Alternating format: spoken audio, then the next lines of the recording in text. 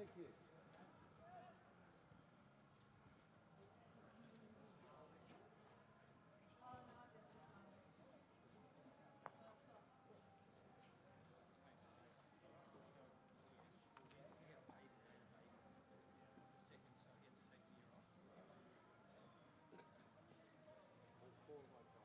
One shy. Sorry, do you know a guy? I know a guy. Oh.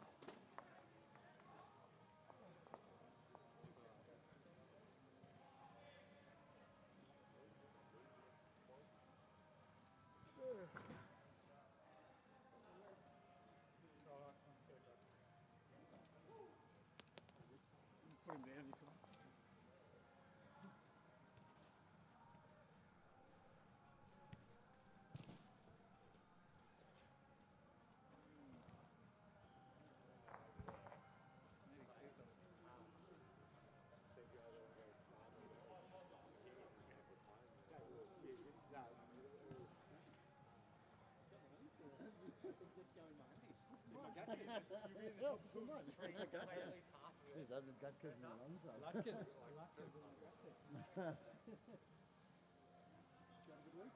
Thank God, yeah.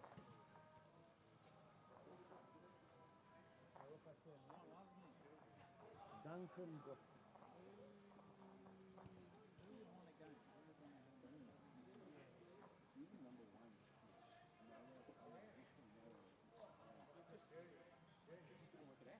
absolutely. You just got to get your head right. Yeah, yeah. But it's raining nicely. On every green, it's got something going on. Unless you're on a special green that has nothing. There's not many of those. That'd be boring.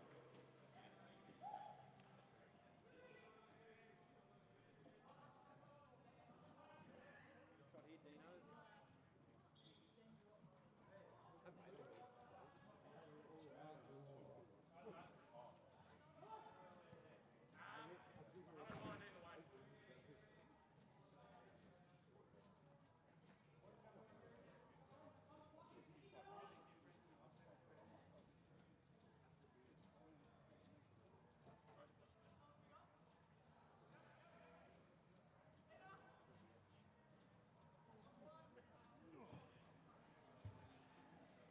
Yeah.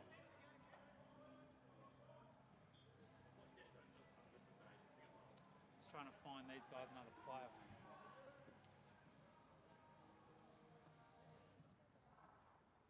Guys, just before we get started, we'll get going right on at 6:30. Just again, a reminder of the smoking rules. You can only smoke outside, drink them up, exit the gate, walk about 12 steps, and you can light up over there. 12 steps to...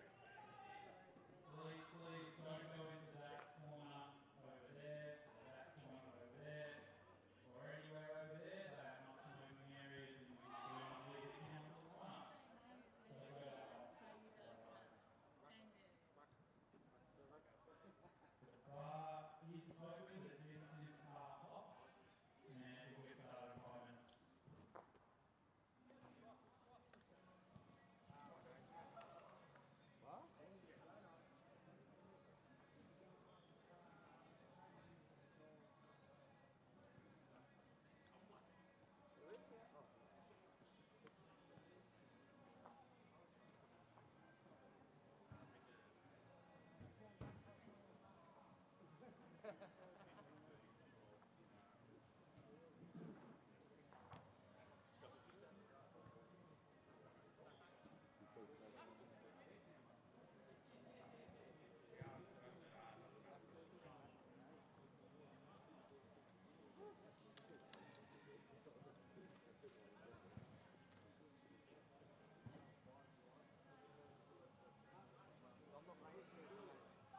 Well, we're only one shy, so I had...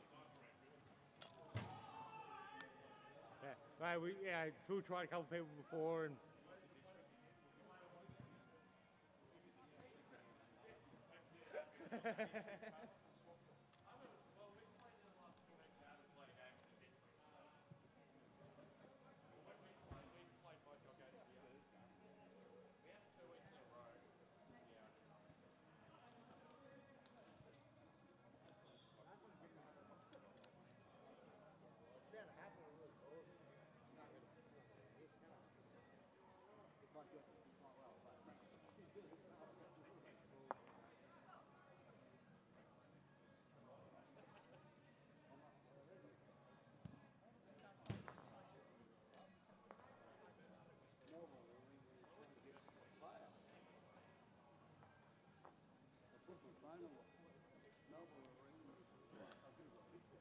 Oh, call him, see if he wants to come. How long will he be? Yeah.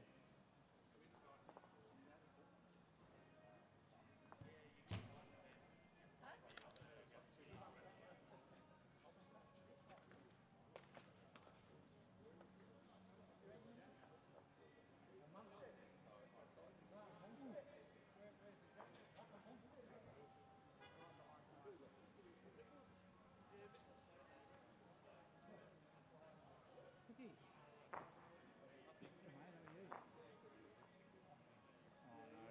I thought I'd try my luck and see if he wanted a game. Yeah. You're by Jason instead of commentating. Yeah, I know. Melbourne's one short. You've got beers, isn't it? No. So, What do you want to know? Alright, all good. Dean and Gary versus Mark and Tony. Yeah, to start with. Dean and Gary versus Mark and Tony to start with, yes? Yes. And then, and then us two. They're nice too. So I've got him. At least I'm getting one game, seeing what he's like. They're here, they're just one short. I'm calling everyone to see if they'll play. If But I hadn't, they rang me. I could have got Vic, but it's too late now to say. it's pretty hard with It's hard. yeah. I don't know where my phone is. There was a phone sitting on that table.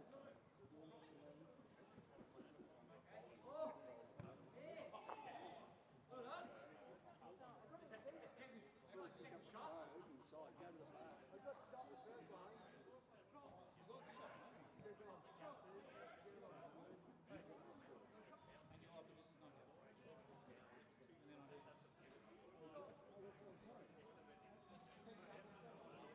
No, so like, we've got three windows here with us, right? Three players here, and then four didn't happen. We're just over here, not over there. Rolling up. Can we, because we want, Dino, we want Melbourne to win, so can we stack this side of the full players? Don't worry about there.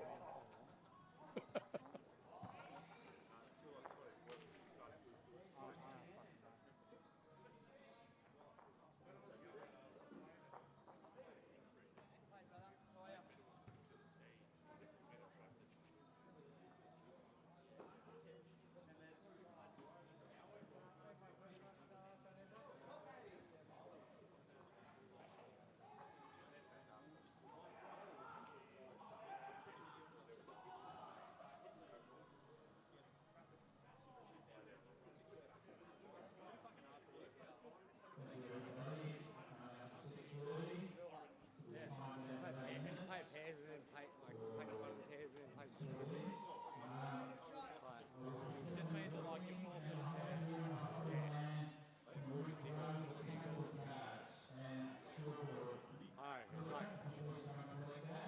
But we tell them we can be yeah. If I can sort it.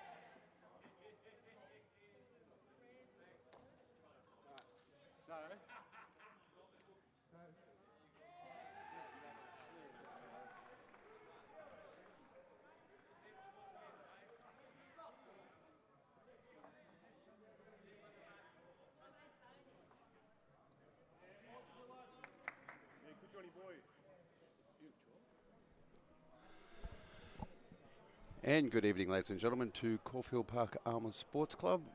Round 7, this is the final round of the Tuesday Fancy 4's. My name's Jason Kelly. I'm from St Kilda Sports Club. I'll be starting off the commentary this evening and being joined very soon by Phil from Caulfield Park. On the stream this evening, we've got St Kilda versus Barney and Friends. So for St Kilda, we've got Mark Hinkley leading, Tony Newell skipping, and we've got Dean Curran leading for Barney with Gary Barnett as the skip. As you can see, first few bowls are away.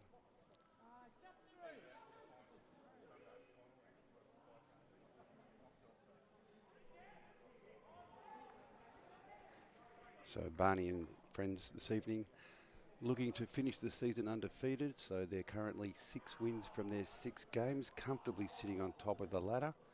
And St Kilda have won 3 from their 6. They're 5th on the ladder, so they need to win this evening and have one other result go their way in order to make the finals.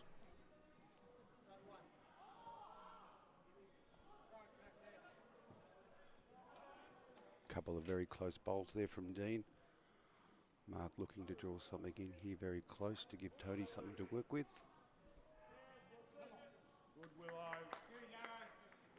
Line looks very good. And that's finished in a sensational spot there. Drawing shot on the changeover for the first end. Yeah, lucky me. You've got to be a fucking nightmare. Don't forget, if you are watching the live stream tonight, feel free to post your comments or any questions you've got about the evening, the competition, into the comment section, and we'll be sure to get to those as the night progresses.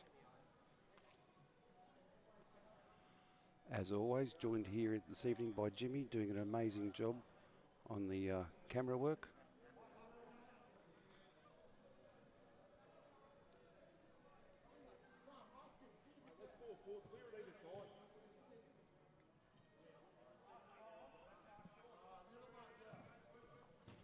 So this is the live stream game. Of course, there is another game of pairs happening at the moment. For St Kilda, it's Michelle Park leading and David Whitty as the skip. And for Barney and Friends, it's Andrew Barton leading with Andrew Mack as the skip. And we'll be sure to post those scores and let you know how the evening's going as the games progress. Well done.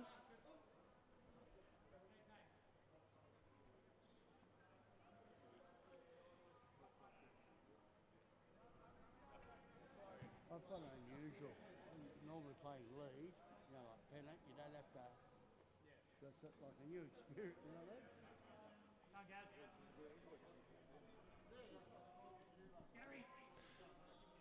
Dean likes this one from Gary coming in at the moment. He's got the trail of the kitty.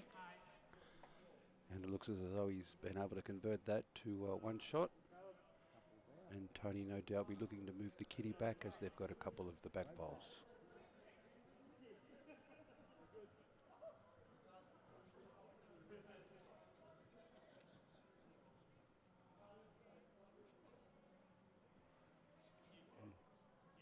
Tony just a little bit wide with that one. And obviously looking for a little bit of cover now, especially if Tony's happy to play that sort of a weight, given that she's got the back bowls at the green.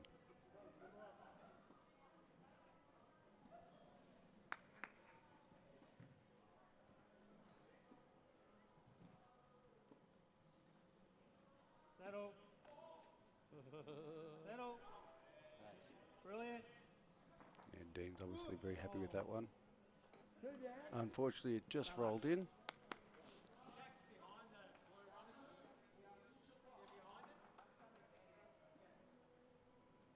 So Barney holding 2 now with Tony's last bowl. Where's Tony? Seems to be on a very good line. Just the weight, I think. Yeah, good effort. Good effort, Tony. Good.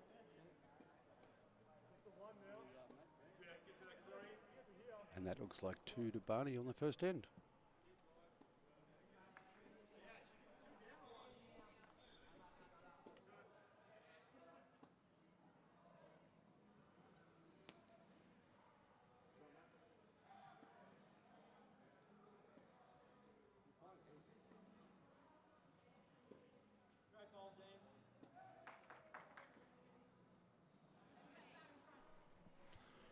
So for anybody who's joining the stream for the first time, as you can see, just like the Commonwealth Games, there's no rolling of the jack. So it gives them a bit of an opportunity to set the lengths that they feel comfortable with. And you'll probably see, obviously, like you do for the Commonwealth Games, if somebody starts to feel really comfortable or starts to dominate from one length, as soon as the other team gets the mat, you'll expect them to change the lengths up. Got a few people watching on the stream now. Hello Hunter, good evening to you. And hi Alison and Brian, thanks for joining in.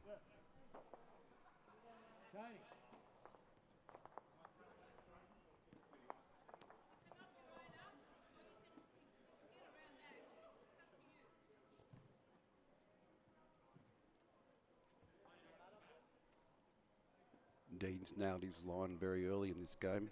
It's always very handy to have those back Thank God bowls. Jason Kelly's here.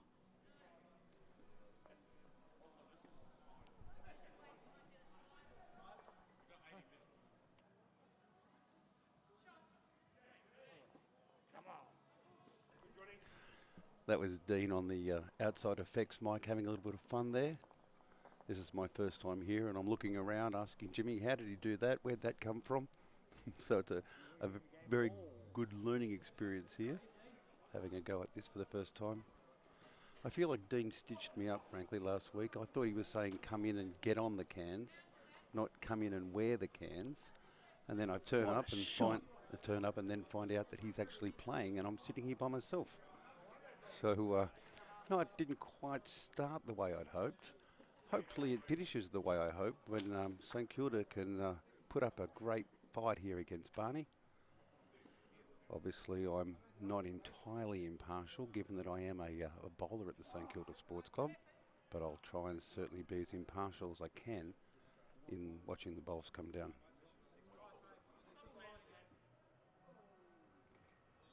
Blake Keeley's got a lot of money riding on Barney and the friends. Not sure who he's had the bet with, but good luck to you, Blake, with your little wager. So a bit up and down for shot here at the changeover. A couple of really good bowls coming in. As you can see, they've all pretty well picked the line fairly well with that. And Dean does have the best back bowl at the moment.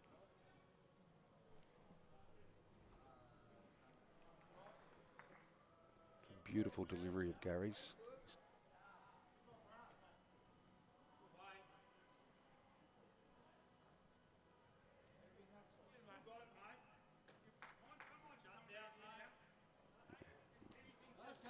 Very good weight from Gary.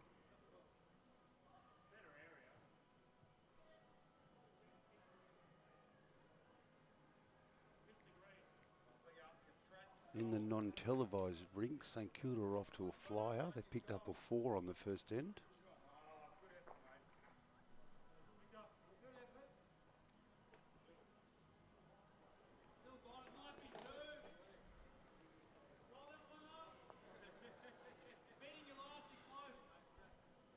So as you might have heard from the effects mic, Dean said it might be 2. So that wing bowl of Mark Hinkley's maybe just a little bit further out than it looks on the screen.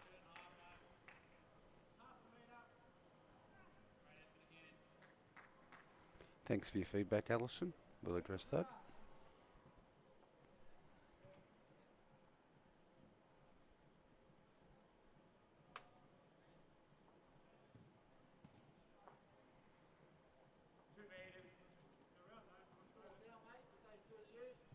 Mark looks pretty excited about this one coming in.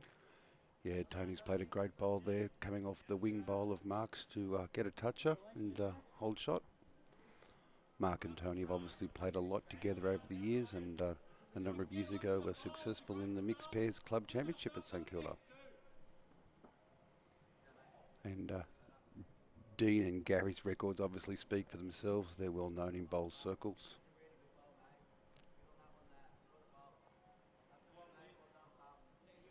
Gary looking to a bit of contact on his bowl here. He's just missed it. It was a very good effort though.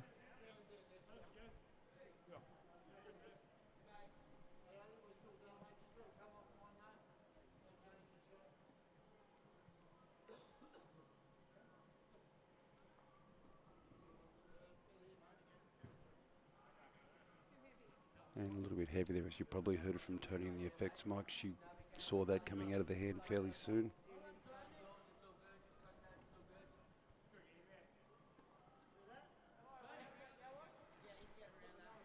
All four bowlers are using Henselite XG bowls this evening for our televised rink.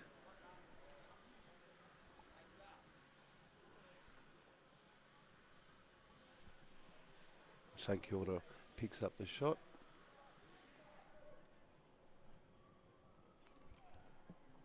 They're not updating the scoreboard, but it's certainly Barney 2 and St Kilda 1. They've just updated it right on cue. The old commentator's curse.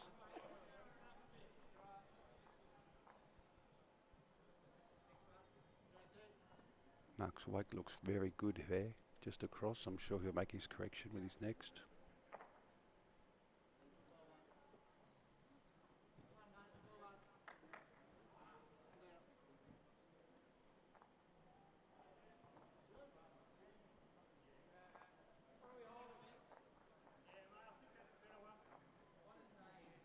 Dean just coming up a little short.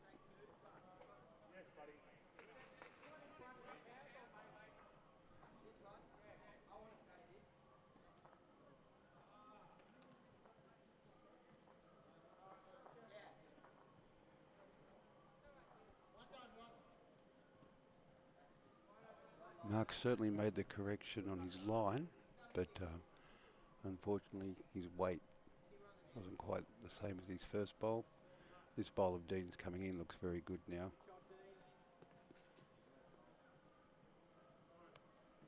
Yeah, very nice bowl of Dean's there.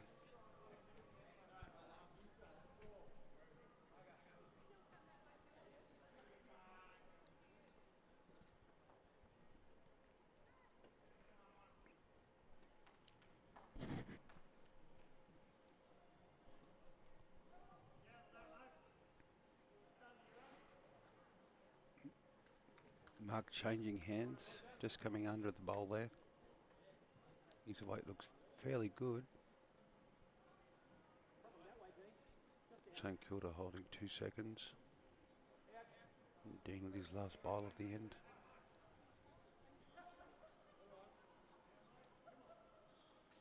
He's also changed hands here, looking just to get on the inside of Mark Hinkley's first bowl. Line looks very good. Little touch off the edge of that. Probably makes, could be a 2 shots there to Barney. Or maybe Mark's first bowl ended up as a second shot.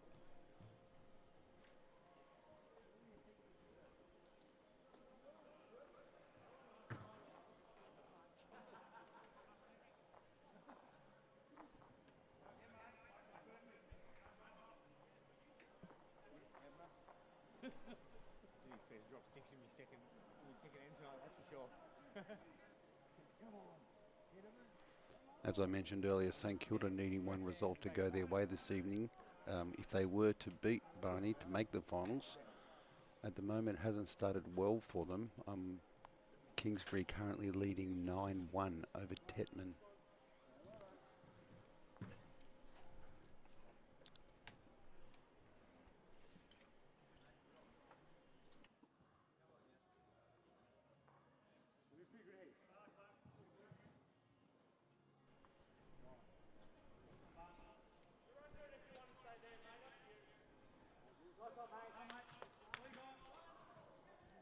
Very nice bowl of Gary's coming in here, looking to arrive on the bowl of Dean's, and he's done that.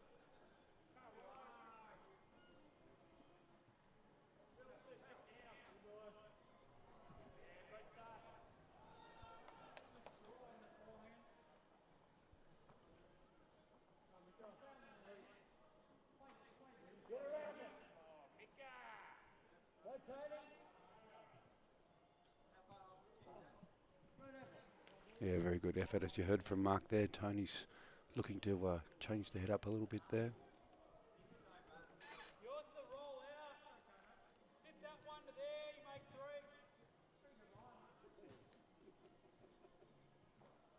Very clear, concise instructions there from Dean to his skip. Now it's just about the execution from Gary. He started on a very good line here. That was a very good effort.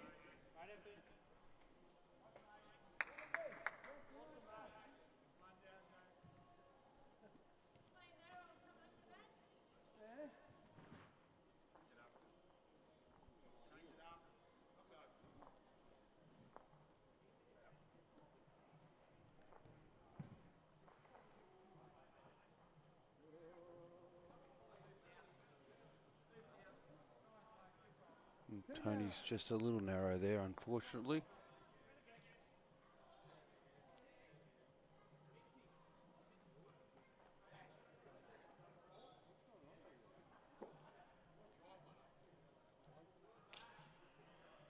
Gary's certainly looking to hammer home an early advantage here with his last bowl.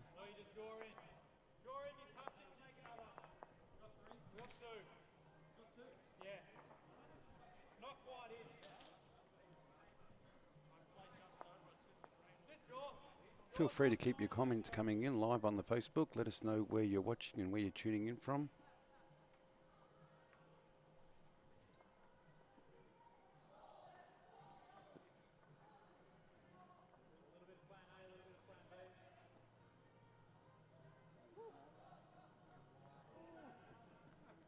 Gary just coming under a little narrow there.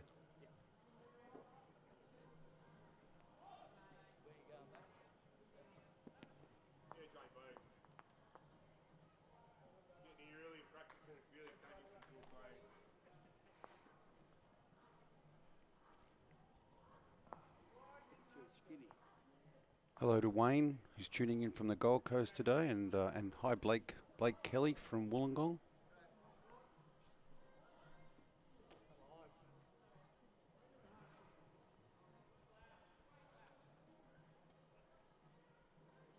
Blake's tuning in for his first game of bowls on the live stream this evening, no doubt waiting to see how many mistakes and errors his father makes, having his first go at commentating. Thanks for joining in. Lovely first bowl there from Dean.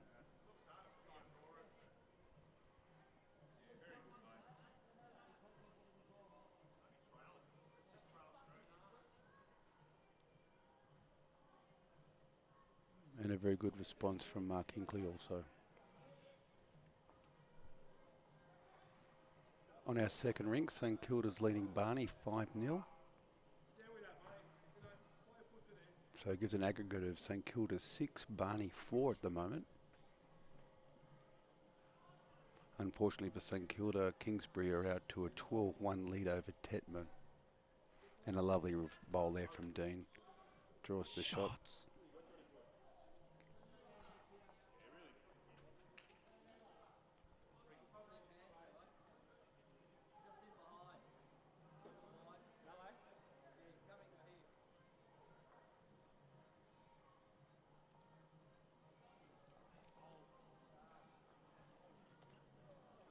Another very good effort there from Mark.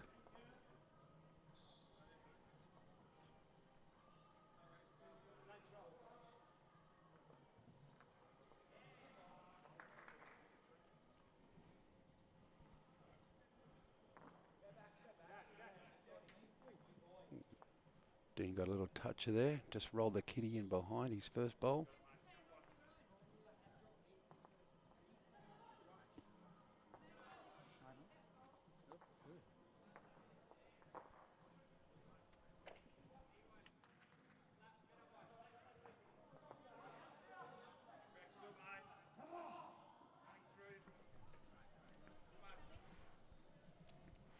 As you can see, not sure what's happening here with the line of Mark's bowl. Unfortunately, Tony's in front of the camera. Mark's come up a little bit short.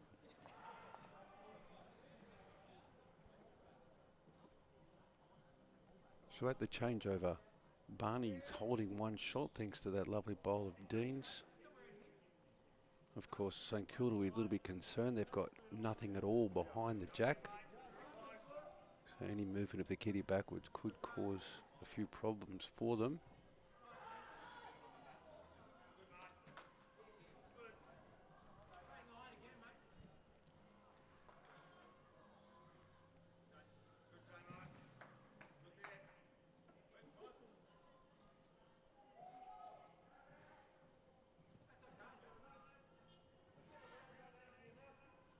Gary looks like it's a little bit heavy.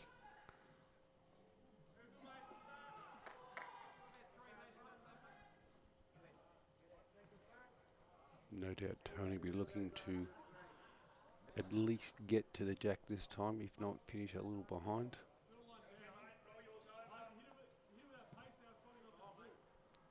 Trying to be a little touch here on one of Mark's bowls would probably be very helpful for her also. Okay.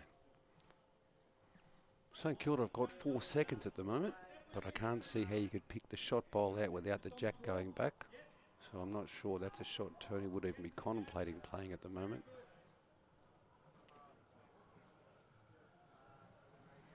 I think Gary would be very happy to trail the kitty back here also, make a bit of a number. But again, he looks a little bit wide. And just another one of the Barney bowls behind the kitty at the moment.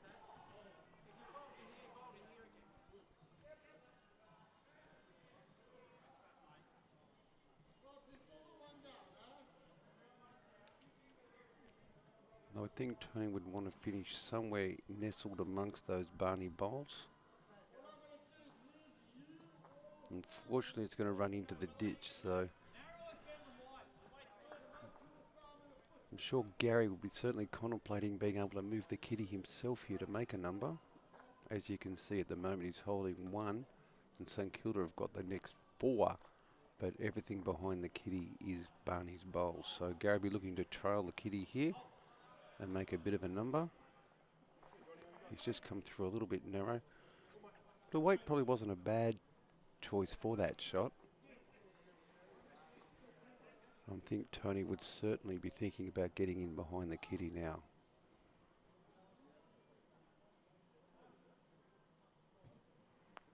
Looks a little narrow out of the hand.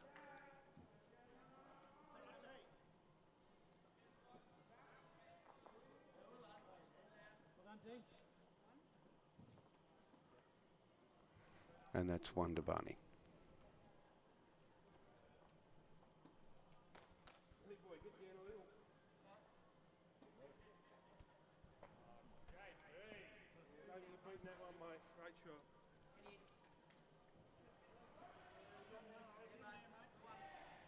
Again, Dean's just come up a little short with his first bowl, but as we've seen so far, he's very good at making the corrections.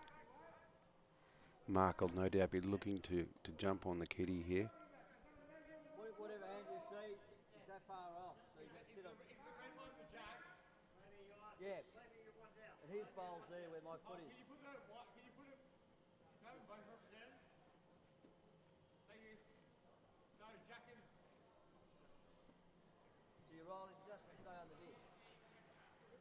Mark and Dean have both picked the line perfectly there. Let's see if we can make the corrections now on their weight. Great bowl here, Dean. As you'd expect, Dean's made the correction very well here. He's going to finish just behind the jack. That's a great spot. And Mark will obviously be looking to replicate that now and make the correction from his first bowl. Just lose about a metre, metre and a half from his previous bowl.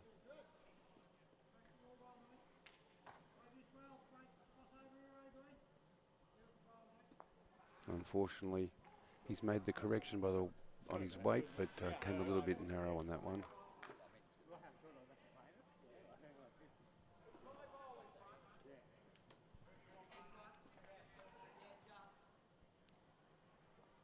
Not sure Dean's just going to come back from out there.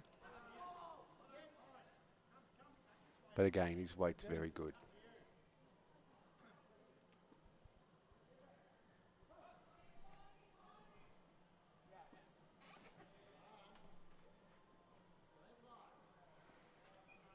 On ring 3, Barney has picked up 3 shots there, so it's currently St Kilda 5 leading Barney 3, giving us an aggregate score of Barney 8 over St Kilda 6. Very early on at this stage, obviously. And a very good bowl from Mark coming in there and drawing shot. They'll be very happy on that with the changeover here. Obviously, St Kilda very keen to put some early pressure on.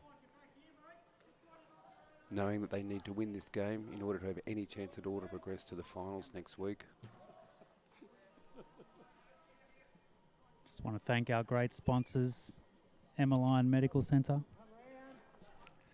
Dean Curran really is a jack of all trades in the middle of a game, being sure to give the sponsors a good plug. Obviously, these kinds of tournaments don't happen without the sponsors. Going to be joined very soon from Phil from Caulfield Park Sports Club. And no doubt he'll be able to give us some more details on who some of the fabulous sponsors are of this competition. It really is a great facility down here. If you haven't had a chance to come down yet and check out the dome, I'd certainly recommend you come down and have a roll. Beautiful playing surface.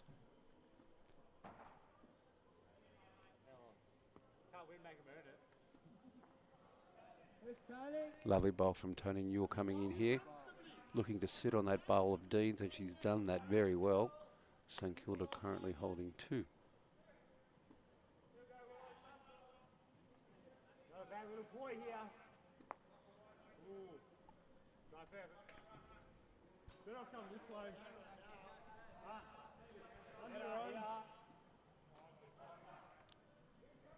Dean looks very interested here in Barney's bowl. He's looking to sit on Tony, and he's done that successfully. Hard to tell from here who's holding shot. I'd slightly favour Barney's with that last bowl there coming in from Gary.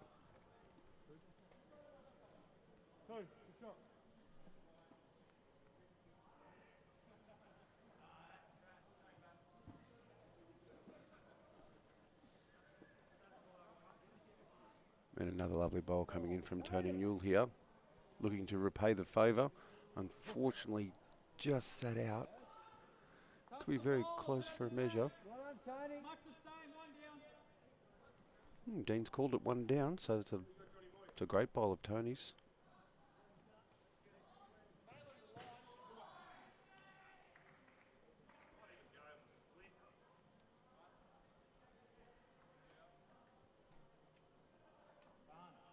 And again, Gary's line looks very good here. Just his weight, not quite to the head. Okay. So St Kilda holding 1 here.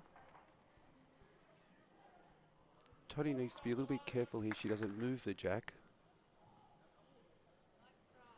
She pulled her head away there. Doesn't look overly happy with it out of the hand.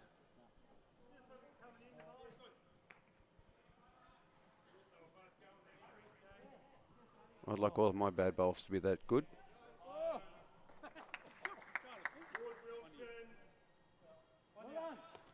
And that's 1 shot to St Kilda. So St Kilda currently 2, trailing Barney 5. As I'm joined now in commentary by Phil from the Caulfield Park Sports Club.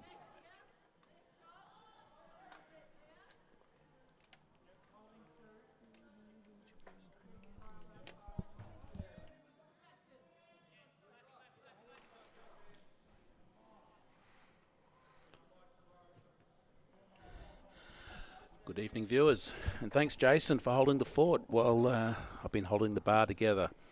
Surprisingly, the dim sims have been running very, very well this evening on this beautiful, warm, balmy night here under Park Dome. So, Jace, we've got a bit of a game here. Barney 5, St Kilda 2 after 5 ends. Yeah, so I've just been telling all of our viewers that St Kilda need to get the win here and have 1 result go their way in order to make the finals. They've won 3 from 6. Barney have won 6 from 6, sitting comfortably on top of the ladder. That's right. They've dominated the competition thus far. And with bowls like we've been seeing so far, it's not hard to see why. Yeah. Good players bowling good bowls on a great surface under Park Dome in pristine conditions. What more can you want? Absolutely. I've just been encouraging our viewers to come down and check out the facilities if they haven't been here yet. It really is a wonderful surface. Friendly staff, mostly you I was talking about, of course, Phil. But thanks, Jace. Any of our viewers want to come down and try the dome, I'm sure you'll be happy to help them out. Get on the blue. Once you've been on the blue, as they say, you never go back. And a lovely toucher there by Dean. Lovely bowl there from Dean. You're looking forward to Dean bowling with the club this year in his inaugural year with the club, coming from Middle Park. Yeah, very accomplished bowler, and his reputation speaks for itself with some of the results and achievements that he has in the great game of bowls around the region. And a lovely bowl from Mark coming in here Oh, for Mark's second done shot. very well. That's a great second shot. Call is to protect the jack if it does get hit. Playing on the forehand.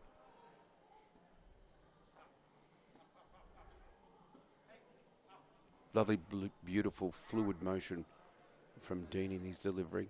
Yeah, he does. I've practiced with him in those bowls. Those bowls are hard to read. They really curl a lot at the end. Look at that.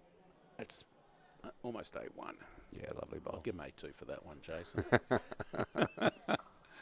So we've got Mark and Tony. Of course, Tony is also a Caulfield Park Sports Club member. She plays midweek with Caulfield Park in St Kilda on a Saturday. So she's well accustomed to these greens as well. And of course, after 6 weeks of continual playing on these greens, you'd expect that most players would understand the complexities there. Looks like we've got some call-ins from the Gold Coast.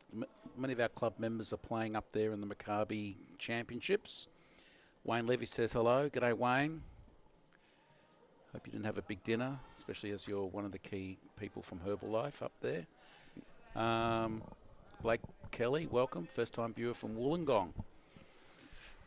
Mark, that's not a good spot for us. Not for us to view. Thank you. That's a little bit better. Another good bowl in the head there by St Kilda. Not a lot to play to. Unless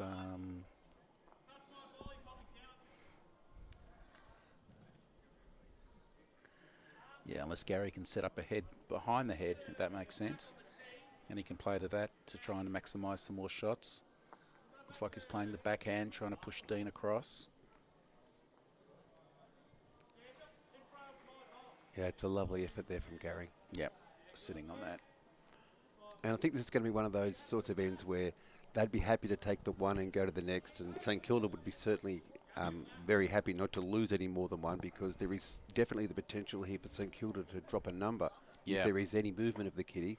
So that's something Tony has to be very conscious of course. It's a quite topical discussion now. You think both teams might tank this end? Keep away from the head now. One's happy to go one down, one's happy to go one up. Oh, I know, Tony. Tony's a competitor. She won't go down without a fight. No, or she's got a lovely bowl here. Yeah, it's a great effort from Tony. She's covering those bowls as well. I think right now, with one bowl each to go, or 2 bowls for Gary and maybe one for Tony. They might just simply take the one and run. Stay wide.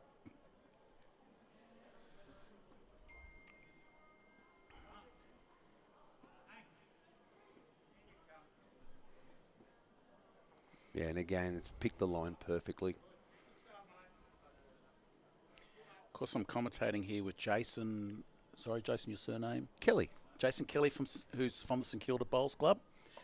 So it's quite apt that we have Jason here with me, who knows the St Kilda players well. And, of course, I know some of the players well, but not everybody. So it's really good to have Jason's expert comments here with me tonight as we try to depict the Barney St Kilda game, which is close to halfway, I think, in the first set. I think it's a 12-end game or 80 minutes, whichever comes first, for pairs in the fancy 4's.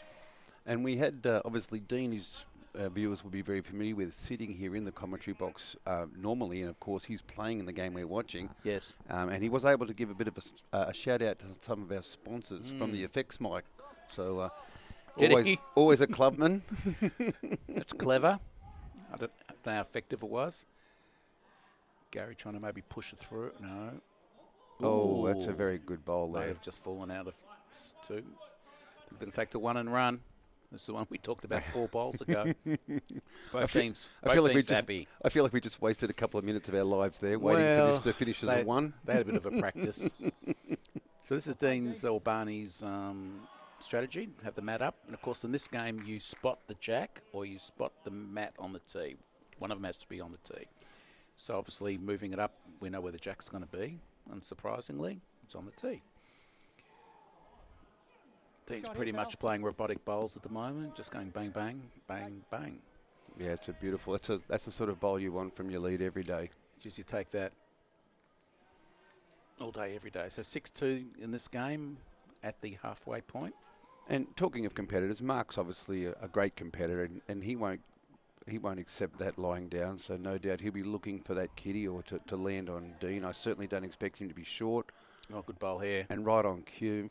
Unlucky a little bit bowl. He might fall. Oh, that's close. But a great bowl. Yep. 2 leads bowling, 2 great bowls. As I say, keeps the skips honest at least. It's a great game. I really love the 3-ball pairs. Dean lost his radar on that one. Good there.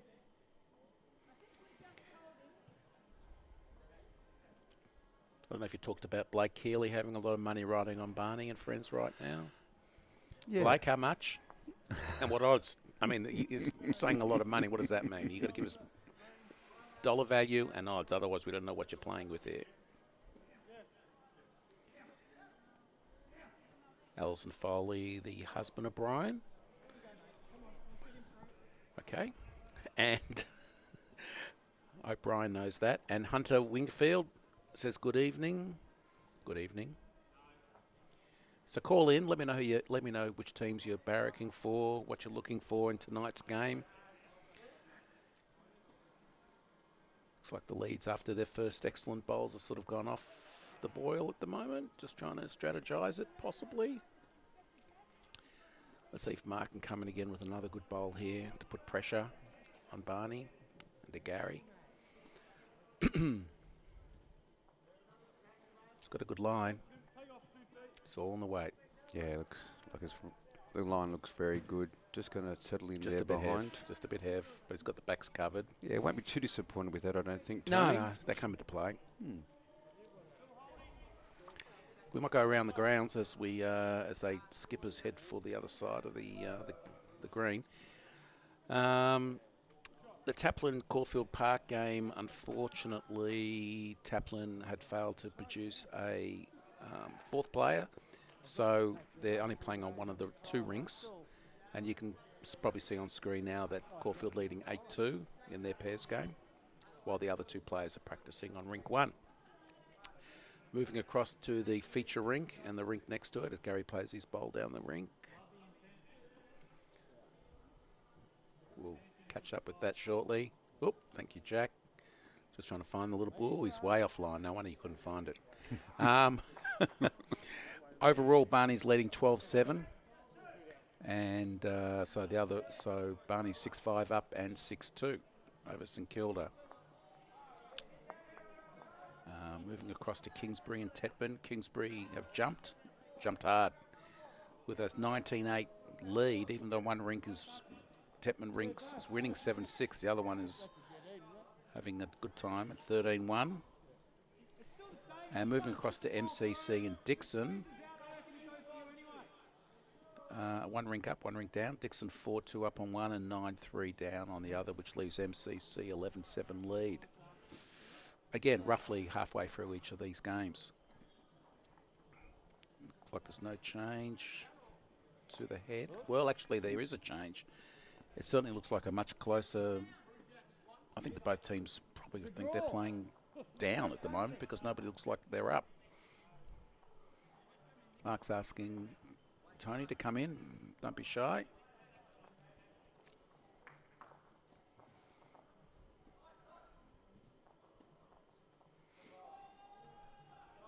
Tony's on a good line. Starting to come in now. It's all about the weight here, I feel. It's not going to quite make it. Oh, gee, she had a good line happening. Yeah, the line was sensational there. Yeah.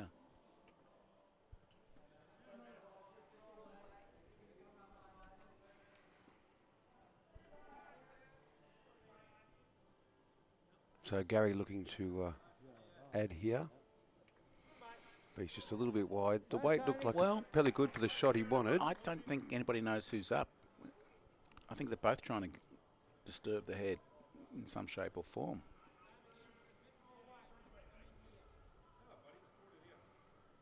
Be interesting to see what the call is after this measure, if we need one. Tony's coming in. She might get a touch. Got some contact Trouble here. is, oh, she's done well. Yeah. She's made 2. Kicked it back to Mark's bowl behind the head there, and That's obviously a the other one. ripper of a bowl, Tony Newell.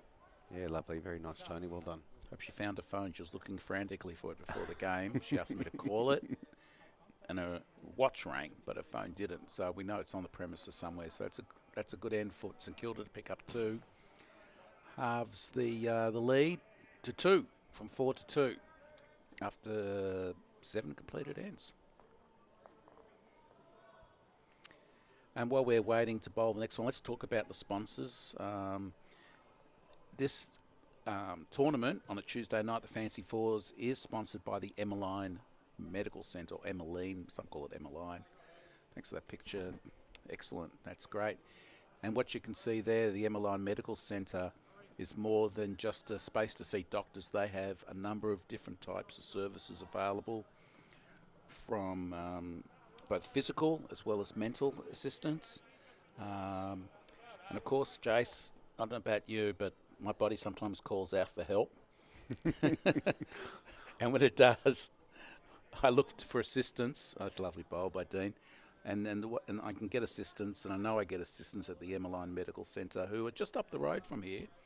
I was going to say a fair drop kick from here. It's probably about 2 or 3. They're in Glenferrie Road, Malvern, and they certainly are the people to see. They will certainly help you with any medical ills. I think we're similar age, I think, mate, and we find that we're spending more time at doctors than bars often. Or if we go to the bar, we need the doctor soon after, particularly if we try to hit the dance floor while we were there.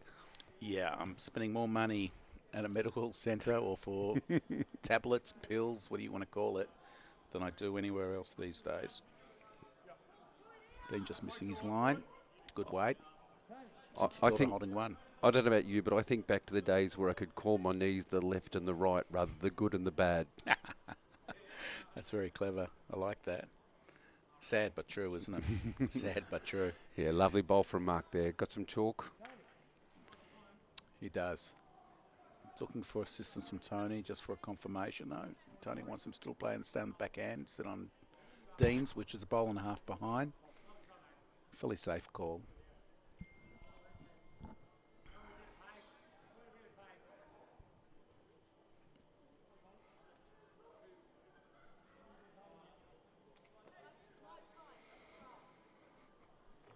Mark's come in on the other hand. He's come up a little bit narrow and That's a little interesting. short, yeah. Because she called him on the other hand, which is quite interesting.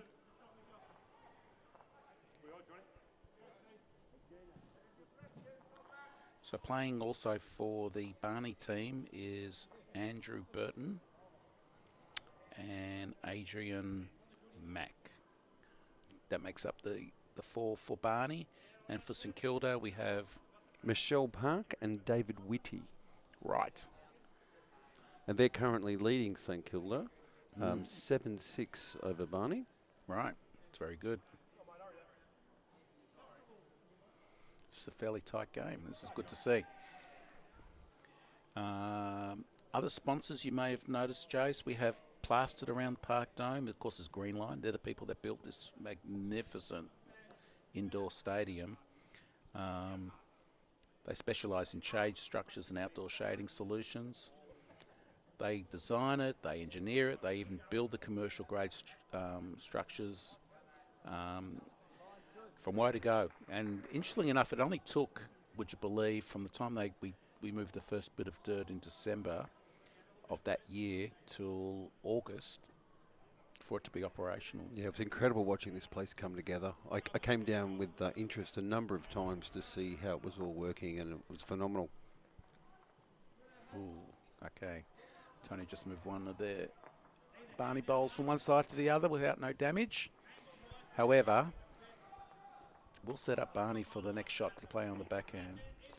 We've just had a shout out from Shelley. She's giving us Shelley greetings Beda. from 1,000 feet on an aeroplane. Yeah, so I'm guessing she's either coming in She's for coming landing. home. She's coming home because she's playing in my team on Thursday night. Safe trip, Shelley. Look forward to seeing you Well, probably tomorrow. Lovely looking bowl coming in here. Oh, yes. Yes. Oh, 3 down. Okay, so Gary's holding potentially 3 there. Tony needs to come into the head. Played it nicely down. Looks to be on a fairly good line. It's just She all about is. the weight now. She is. And the weight looks very good too. No holes? Oh, A hole. Unfortunately. How often do you find a hole that doesn't exist? And yet if you play for that hole, you're never going to get Never it. hit it. You'd always come off and hit something else. Bowls is funny like that. I don't think I've ever seen a wrong bias that wasn't perfect weight. Yes, of course. It's a funny game, bowls. Yes, it can be exhilarating yet traumatising at the same time. Oh, it's a lovely bowl there. That's a cover bowl. So I don't think Tony's going to want to change too much here. She shouldn't change anything. She's got to stay confident. She got that close without hitting anything. She has to play the same bowl. This time she's trying to go a little bit wider. As long as she's got the same weight, she might be able to come into that same head. It's running lovely here. Oh, that's going to be it. That little touch. is That's a great bowl. Fantastic bowl. Well done, Tony.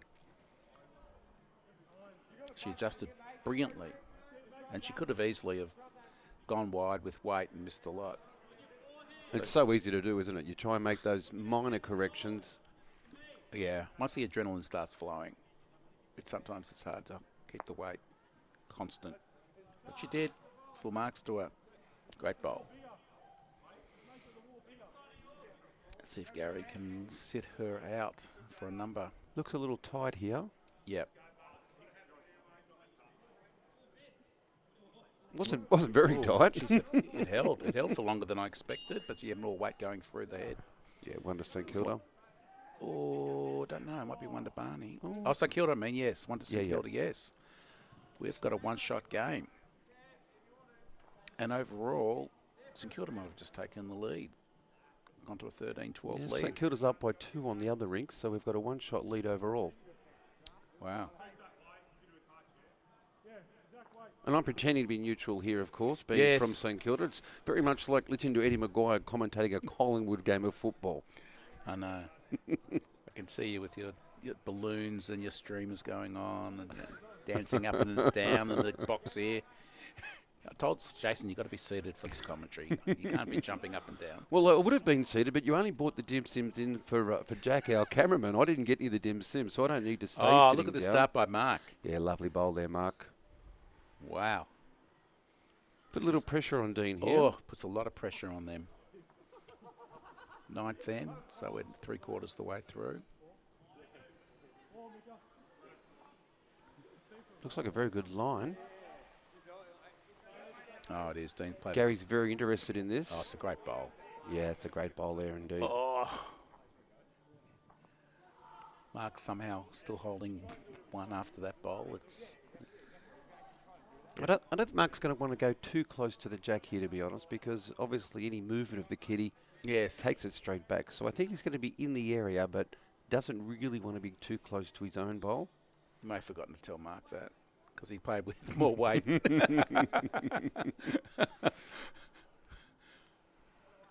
That's the thing when you're a lead. You get one close and you think, I just need to keep getting back there. But of course, it's about building the head when you're a lead bowler, and it's not always about having the shot, even though Mark does. But it's so many things there that could go wrong. What has Dean done here? Oh, another great bowl of Dean's. Jeez. Now he's sitting 1 down and 1 up. Taking a deep breath, and I would too. But honestly, you don't have to play into that head, as Jason said. Just think about what's happening next. You don't have to be the shot bowl and get second shots and third shots and fourth shots. He's pulling up short. Probably a good idea. Yeah. Safe as houses. Now, of course, any movement here from Dean of the kitty, he's going to take it back to his 2. Looks like there's a nice little spot there, perhaps for a good contact for the kitty to run between them. But certainly he's looking just to roll Mark's bowl over. Yeah, on the backhand. And get the kitty to go back to his own first 2 bowls. And he's coming in at a very good line here. I don't think the weight's got enough to really do too much damage. He's going to sit in front of it. That's always an option, of course. That pushes it closer, but how close? As I say, 3 within a mat. Well, Yeah. I wouldn't even say a mat. I'm going to say half a mat. It's Super A League. quarter of a mat. Super League bowls. And he still might be down.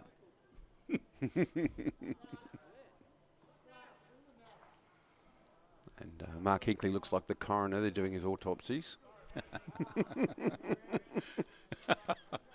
At the end of the night, he normally does, yes.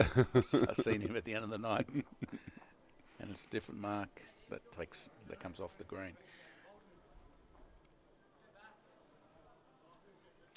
See what Tony can do. It's tough not to go. It's tough to stay away from the head. Yeah, she's got to be very careful here, but doesn't want to be too far away from Dean's 3 bowls in case there is any movement of the kitty. Uh-oh. She might get a movement here. Oh, she lifted it up and then came back down.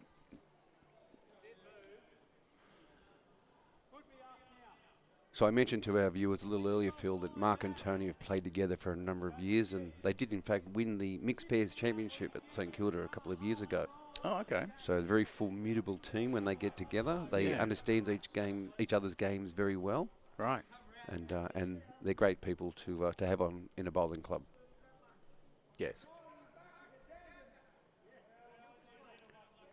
Now, Gary's following this one down. He looks a little interested. He's very interested. It feels like there's going to be a contact. Oh, that really is a great effort. Just missed.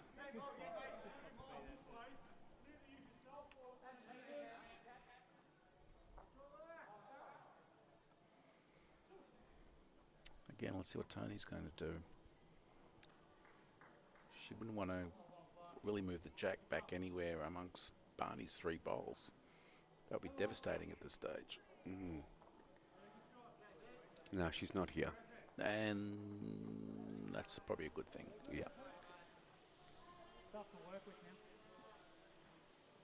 So Gary wasn't far off the last one, and knowing Gary, he shouldn't be far off this one either. He just needs to make a slight adjustment. The interesting thing's going to be here, and of course, Phil, you've got to be very careful that any contact on Mark, the kitty's going to go straight back into that centre bowl from Dean's as we look at it, but then where does it go? Depending on the weight.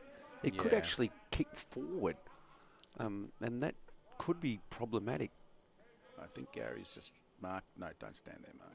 I think he's running short anyway. Yeah.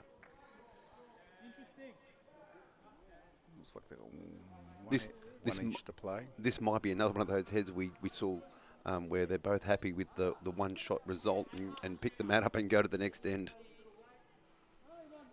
I think Kilda would be very happy with that, and I'm sure Barney would happy to be trying to capitalise. Did I sound a little biased there, perhaps? A lot biased there. No, that means small circle, big circle. Okay, let's see what happens here with Tony. She's trying to get cover behind. I think she's played it pretty well. That's a great looking bowl there. That is worth 2 shots to St Kilda as a cover. I don't think it really adjusted the head. Mark needs to be told he's got to stand out of the head. Okay, good.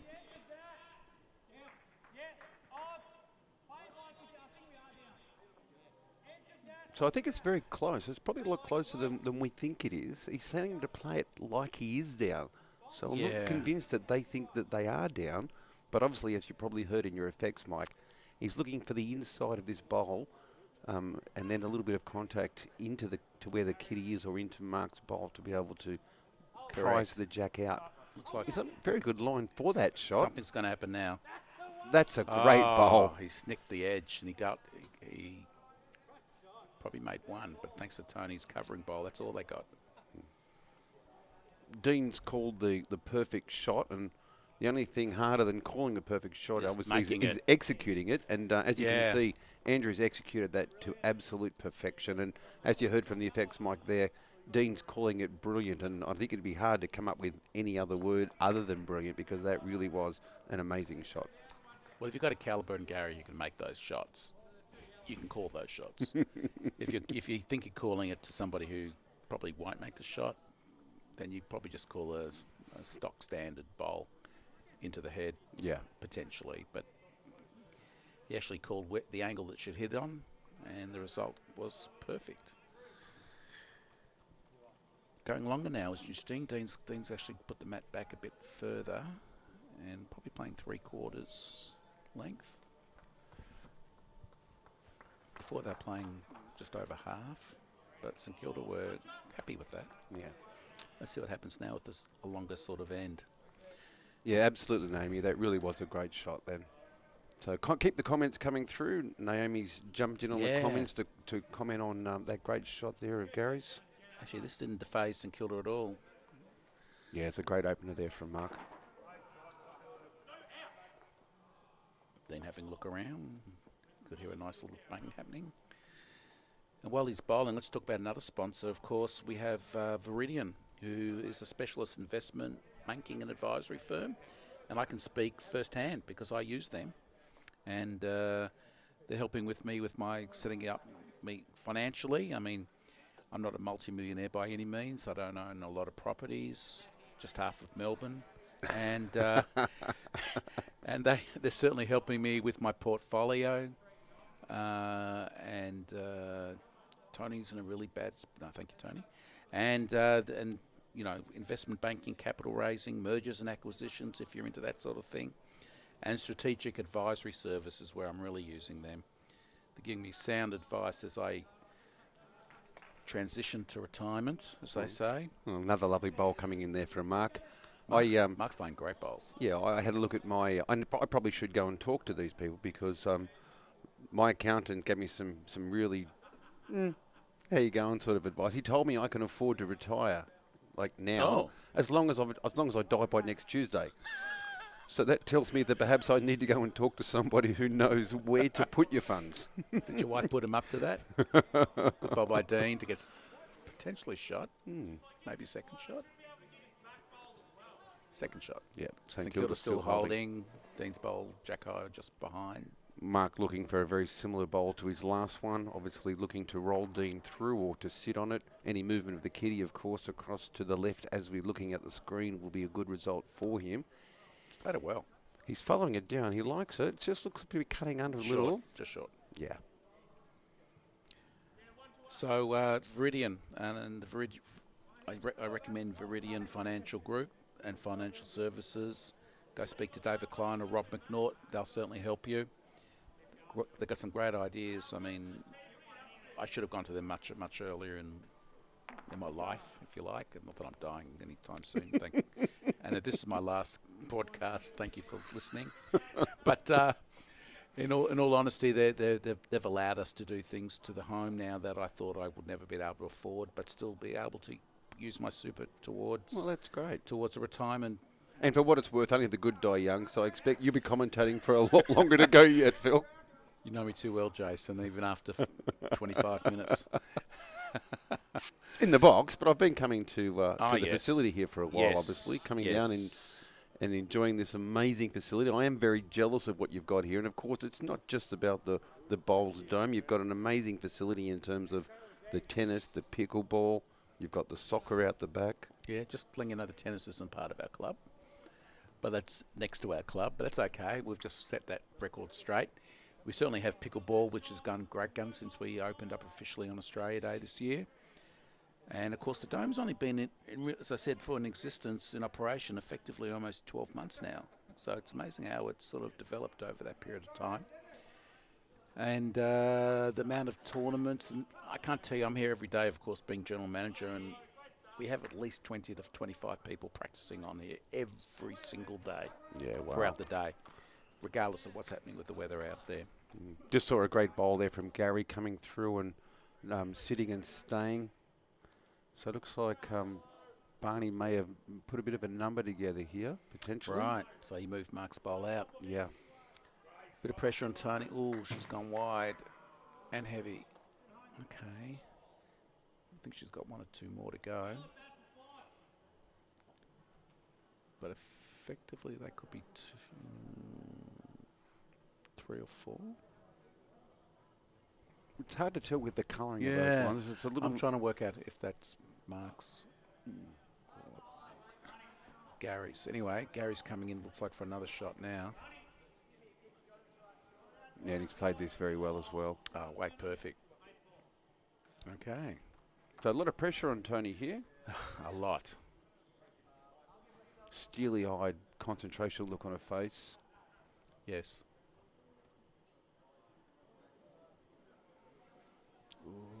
Looks a bit tight. It's narrow. Yeah.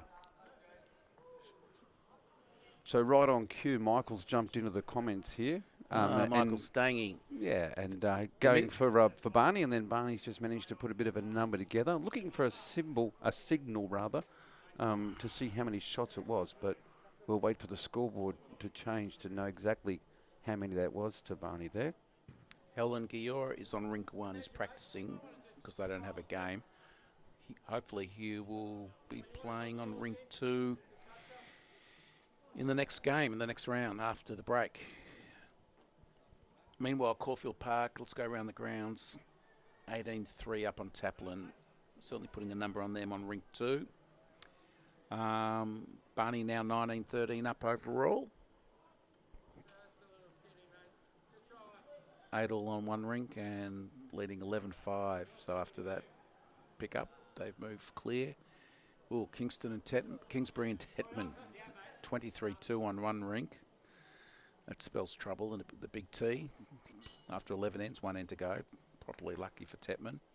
And the other rink all tied up at 10 all. Funny how you can have two different type of results happening. And Dixon MCC, it's one rink, one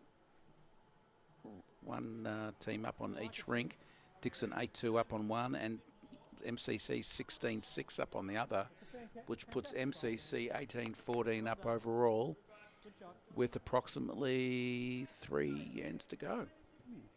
As you can see on the screen here, Barney out to an 11-5 shot lead, so must have picked up a 4 on the last end.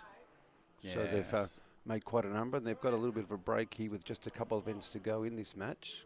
But Mark's put one close to start this end. And another one Mark's coming now in put here. Too close to start this end. Yeah, very good. Very Mark. good leading.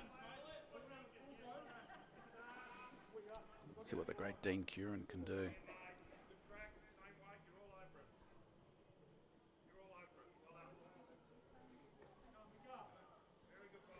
Got to be close, Dino. As you can hear there, Andrew thinks this is very close. Dean's got the trot on.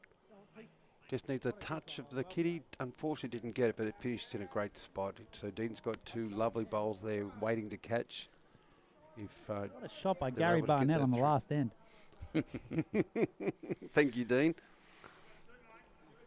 Excuse the rowdy crowd that we have close to the microphone tonight.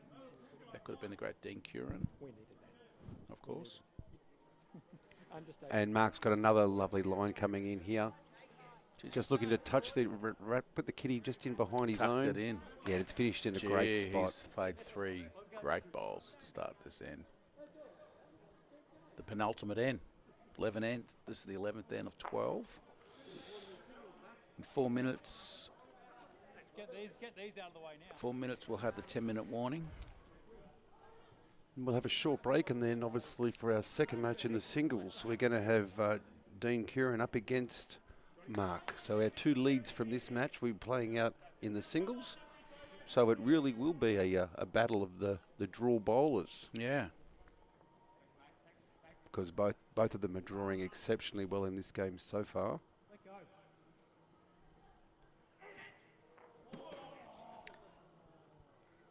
That's a great effort there. Yes. Maybe still two down.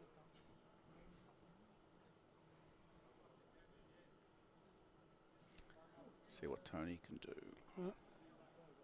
I'll be playing the backhand if I was Tony. Oh, okay. Yeah, I was a little surprised by that, but I think she's looking just for a little touch of the kitty, just to move it around there behind Marks, but she's come up narrow again. Yeah. And the weight wouldn't have got there in any case, but Well, it's a dangerous hand to play. Yeah. But obviously she's seeing a little bit different from the way Yeah. we're seeing it from here. You And got- that's the thing with bowls. There's so many different ways to interpret a head. Yeah. You need to go for what you believe is your perceived strength. She believed the forehand in was the shot. The forehand in is the shot. Yeah, who are we to say she's wrong? It's easy in here, isn't it? I haven't put down one bad bowl tonight. I've played brilliantly from here. There's another great looking bowl here. This is a classic. Oh, just the one down, but geez, he's cut one out and give him the opportunity to move that other one on if he connects into his own for the next shot. Now, this is where Tony has to be very careful, because any movement now onto that last bowl of Gary's could actually roll Mark out. Well, she needs to play to where she thinks the bowl might go if it moves. She has to play the backhand. And that's what she's done, Phew. sensibly there. But I think Mark gave her a very good call then on At least getting the her to change her hands. Yeah, at least the logic was there. Yeah, it's tracking very well. Oh, she's pushed it in again. Uh-oh. Just the weight, Oh, unfortunately. She's given it away. Wow, wow, wow. I don't know if it's away or it's two touches happening out there. Take the one. Dean saying take the one. Oh, sorry. Tony's still got one bowl left, so Yeah. unfortunately Dean doesn't get that opportunity. No, you can't just take the one and run because there's no running yet. But you know who's got shot. Yes. So obviously, He's calling him into the head. yeah, calling him just for some Which cover there. I don't know if it's worth calling him anybody into a head like that. Just Well, you know that Tony's going to go back to her forehand with her next bowl and look to hit that last one from Gary and try and move that kitty back to Mark. So I think it's a sensible place for Dean to call him. And if he can land right here on this, that gives that extra bit of coverage if the kitty does move. yeah, but he wouldn't want to touch the jack. We've come up just a couple of inches short, Gee, the risk was there. but certainly for fine effort. Tony's got another opportunity. Well, depends which hand she wants to come on.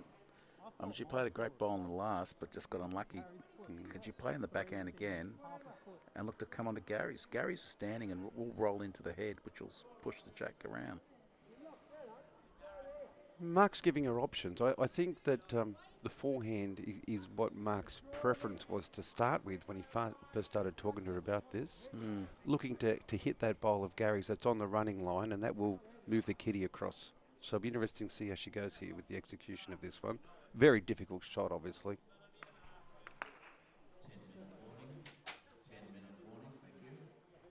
As we get the 10-minute warning for this match, so we'll certainly get Mark out of the way if we can.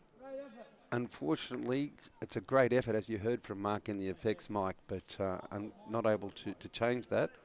So it looks to be 1 to Barney.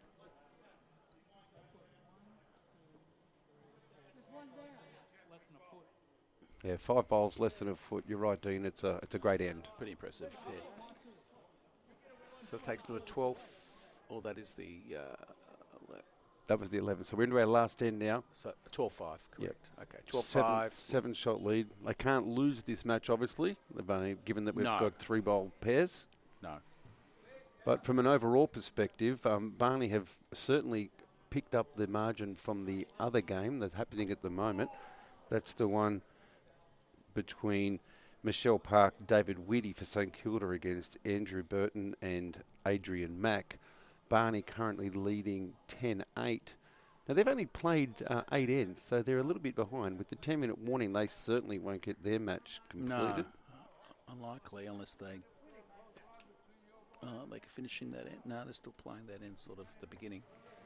And with that, we've missed Dean's first bowl, and Mark's come in with a cracker as well. So there's 2 great lead bowls. These guys have really put on an exhibition of lead bowling for us here this evening. Yes.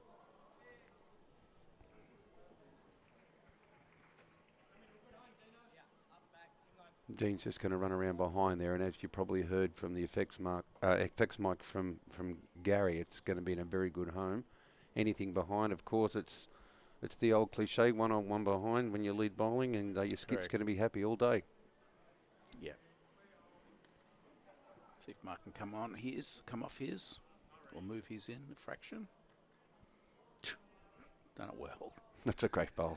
He's 2 tremendous seconds there from Mark. both have great controls over their bowls in this particular game. I really think we're in for a cracker of a game with Mark and Dean in the singles after the break. Mm.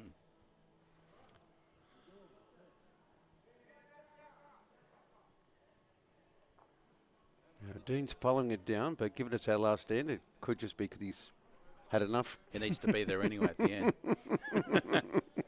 No, he's put in a good spot Yeah, again. it's a great spot. Now, Mark certainly needs to get something back to level that last bowl of Dean's at worst, I think. He's looking to play off one of his own bowls, but it appears to be just ducking under. Tony's ducking in front. We won't know because people stand in front of the head. We have no idea what's going on. I think the bowl and Tony both ducked in front. Very good, Jace. Good play on words. Good play on words indeed.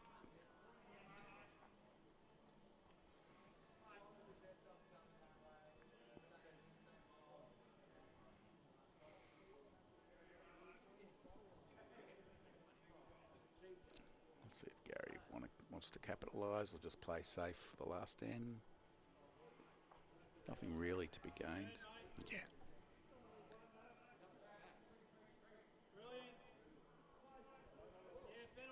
Yeah, it's all good. So it's still Still just the one, but it's as you probably heard in the effects mic from Dean, it's a better one. Yeah.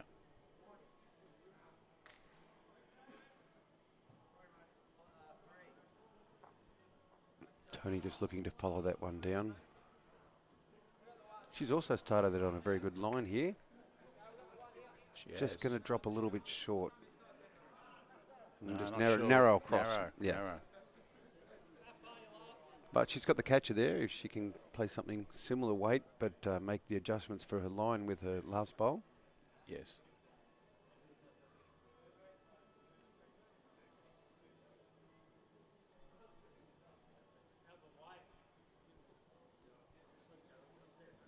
Another good bowl here by Gary. Just letting up.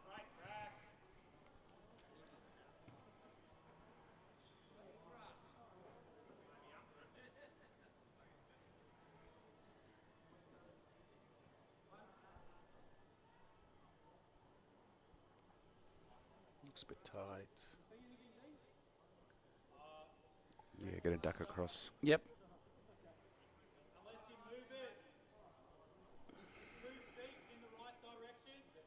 It's up to them whether they want to go for a maximum and try to move the ball and jack back to their own. Because they're holding a 2 or 3 behind there. Yeah, Gary's first bowl is the shortest one there, so I can't see any maximums happening, but certainly. Not maximum, to maximise. To maximise. No, I wasn't going to say they can pull a 6 out. Yeah.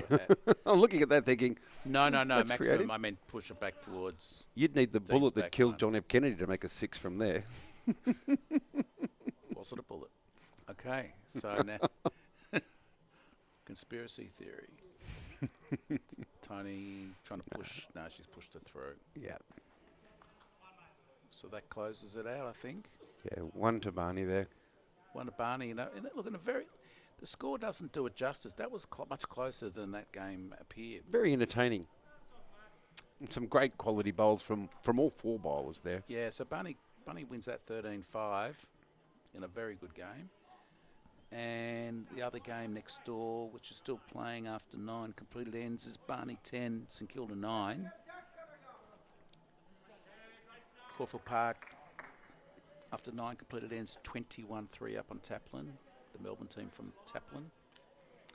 Kingsbury overall 34-14 up on Tetman, another Melbourne team. And the Kingston, and the interesting thing about that game is they got one rink tied at 11-all. Yet there's 20 shots difference in the other rink, 23-3 for Kingsbury. Interesting how you can have 2 different things happening on 2 different rinks. And, of course, the Dixon MCC are 7 up overall. Dixon 10-3. And MCC 20-6 on the 8th and on rink 8. Again, it's crazy sometimes how disparaging the scores can be. And while we're talking about food, did somebody mention food? I don't think anyone's really worried too much about the dim sims yet, but I think that you need to run and make sure that bar's ready, because the bar is ready. We've got some very thirsty bowlers about to head towards you. No, I've got somebody stationed there at the moment. But let's talk about AR Food Services, also one of our sponsors, major sponsor. Of course, they're the food wholesale supply, and they've got a distribution company based in Victoria. Australia. They specialise in supplying a wide range of food and catering products to businesses in the hospitality and food industry, particularly in the Melbourne metropolitan area. Look, our club get all our foods from AR Food Service, and we're not disappointed at all.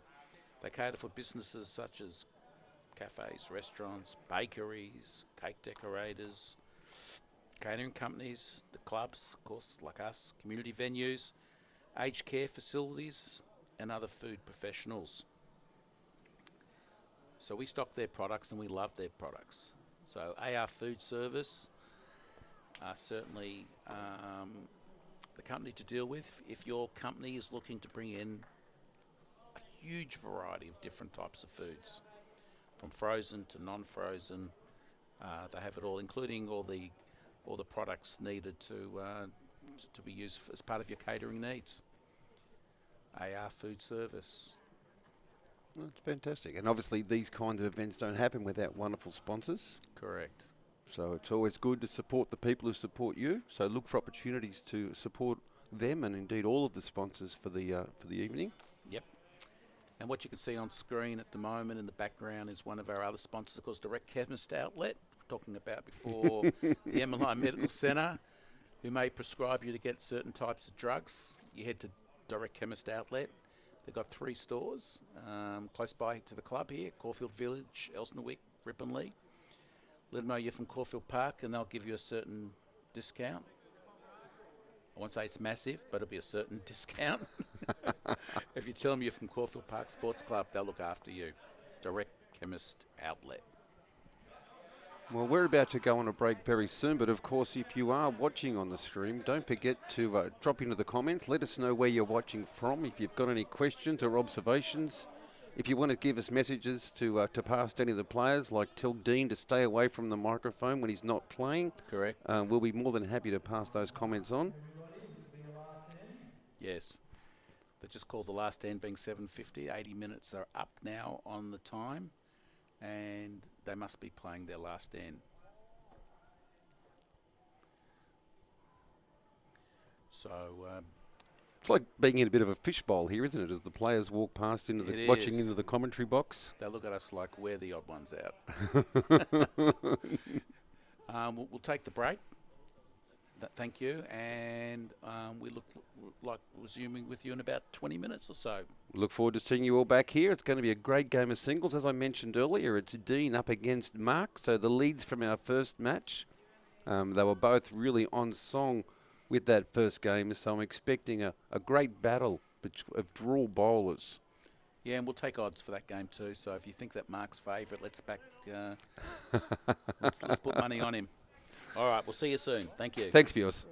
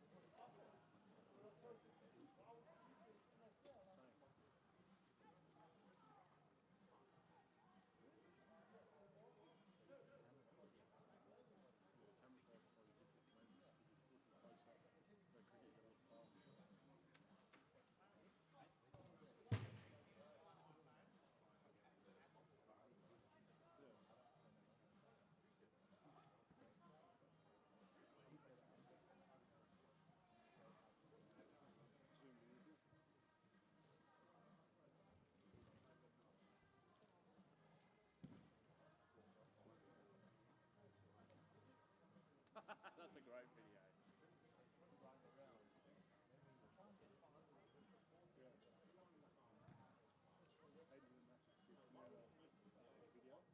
Yeah, that's a good one. Yeah. I'll put the audio as a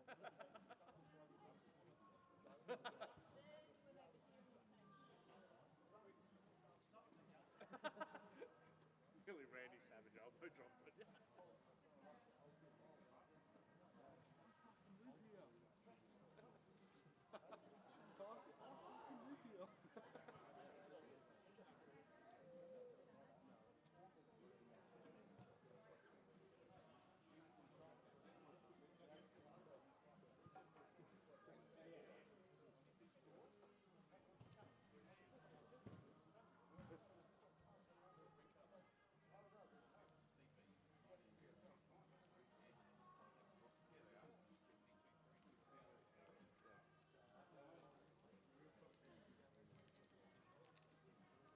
It tells me it's here. It's fine. Yeah. I don't Is know it where. on loud? What? Is it on loud or is it on silent? I don't know. Did you check it on your watch? Yeah, it tells me it's here. I think you can do it for like the centimetre. It'll be here. Can't happen every week.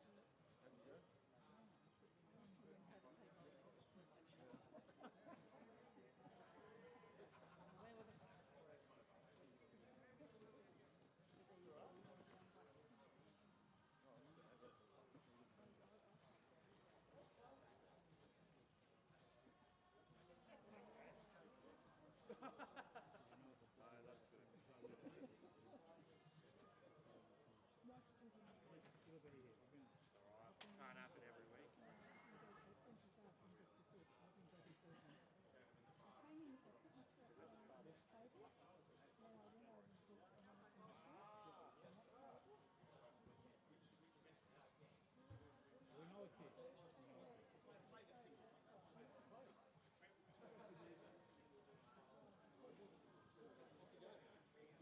They're getting something. Okay. They're gonna, because that team's forfeited already.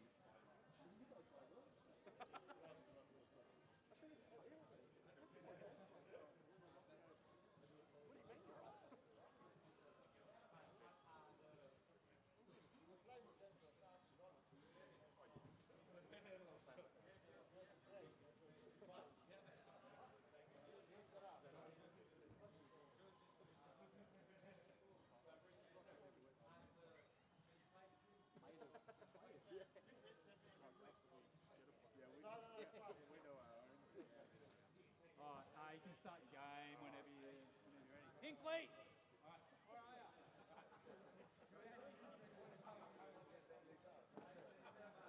there. Yeah. I'll play singles. You guys play together. Willow, can you get Mika? Oh, here it comes. It's all right.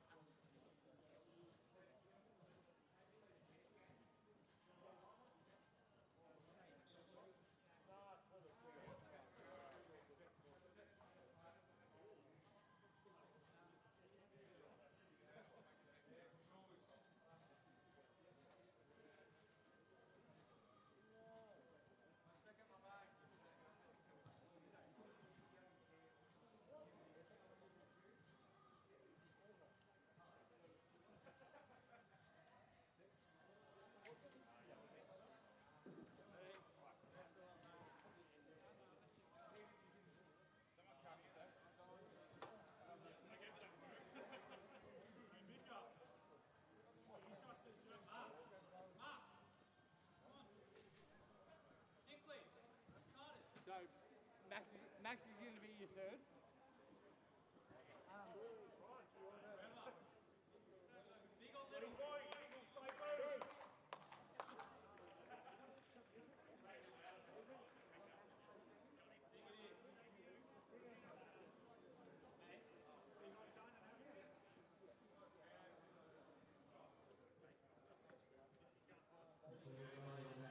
Starting now.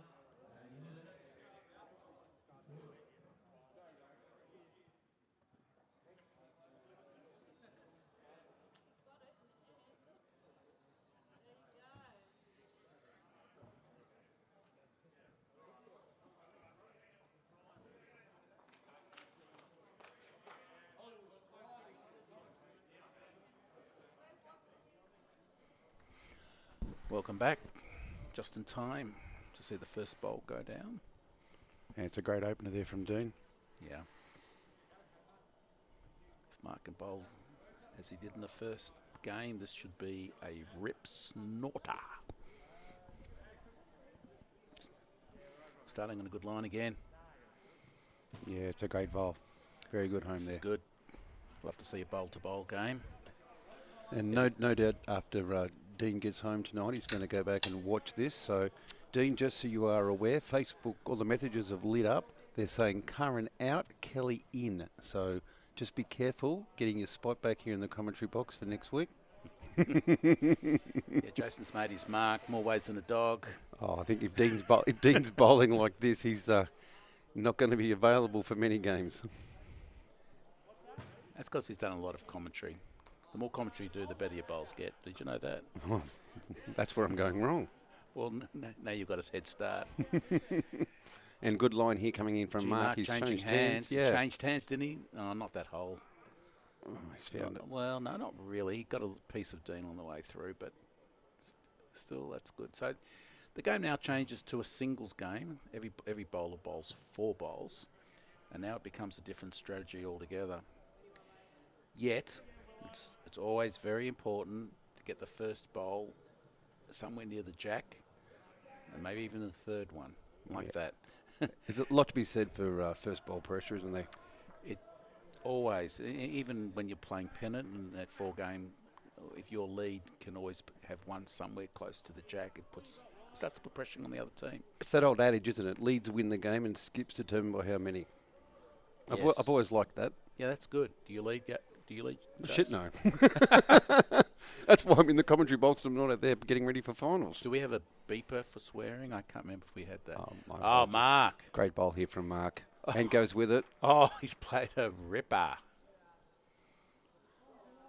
I think Mark's going to be watching the. I was just about to say the same thing. He's not going to bed anytime soon. I think he'll be sitting there with his cans and just quietly having a Captain Cook at the games because he's bowled very well. Yeah. Dean's coming at him now. Oh, it's a good effort. Jeez, he's got 4 around. Mark doesn't want to play his last bowl. You can see he's saying, I don't want to play it. I'm holding one. What do I want to play for? I'm guessing this is going to be very wide. I don't think he'll be anywhere near the head. He shouldn't be. He doesn't want to be. No. Wide and short. Well, it's not. Oh, it's not actually. It's actually It's coming. actually in the head. Oh, I tell you what. Don't tell me he's made one for the fun of it. Oh, he'll have to be a fraction more. Oh, that's Jeez, he was online to make another. And the way he got up after he delivered that, I thought he just threw it wide. It looked to me like he just chucked it down just to get down there. So St Kilda on the board here. Mark Hinckley gets the first shot of the first end. Indeed. He's already placed the jack. So now he must put the mat onto the tee.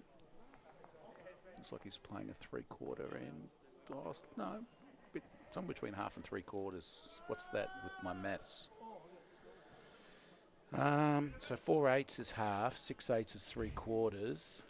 So I'm going to say it's 5/8. 5/8. He's put a 5/8 down. There you go, viewers. When you're playing bowls, you want to play between a half and a 3/4 length. You're playing a 5/8.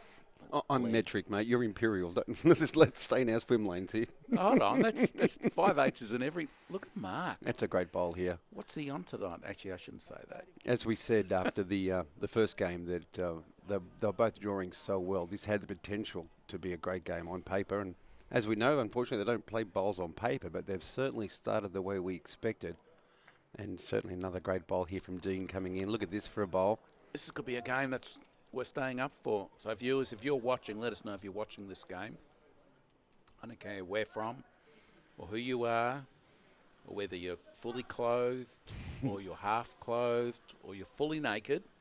The interesting thing here is with no marker, that's a toucher. So if we do get like some crash and bash, and that's going in, it's going to be we might have to go back to the video ref to see which was the toucher. Do the old rectangle screen to go to and we'll put it up on the main scoreboard. We can do that. Oh, Dean's coming on another good line. Looks like he'll finish up on the other side of the jack.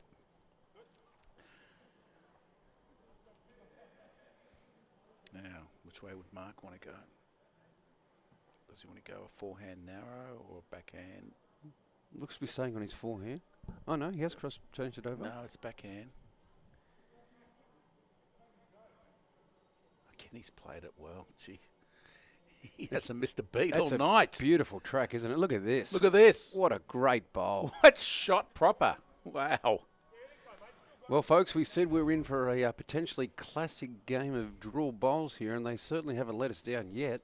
This is a game for the ages, and David Cooper has just acknowledged that.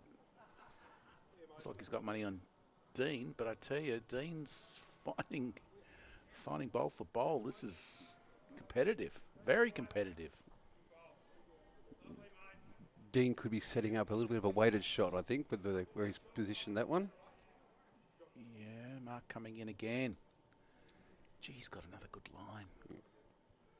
That's a great bowl as well. Look at Oh, this. what? That's sensational bowling there from Mark Hinkley. Mark's going to be up for 2 days watching this. I don't think does Mark work? I'm expecting a bit of weight here from Dean. Yeah. He certainly won't be short. I think we can go with that. Dean smiling. Dean knows what he needs to do. Here he goes. Pushing through it now. Oh, it's going to hold.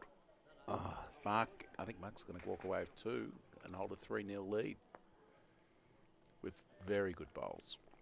Full credit to him. I mean, they're not fluky bowls. They're well played, well weighted bowls. So we go to a 3-0. I suggest it's 3. 2 there. Dean's called it. Yep.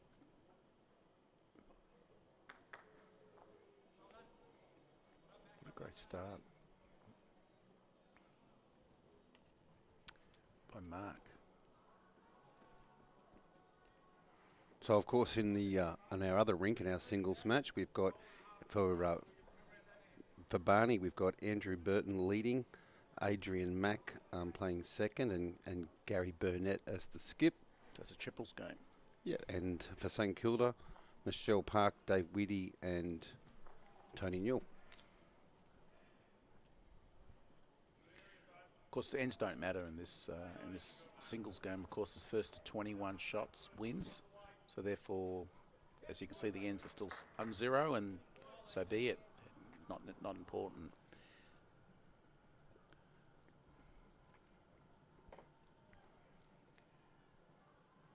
So let's see if Dean can get back on this end. It's Jack High. See if Mark plays his favoured backhand, which he's played so well tonight. Looks to be on a very good line again. Yes. Just going to cut across. Fraction arrow. But his weight is right on the ball. Again, he's Jack High too, but he's on the other side.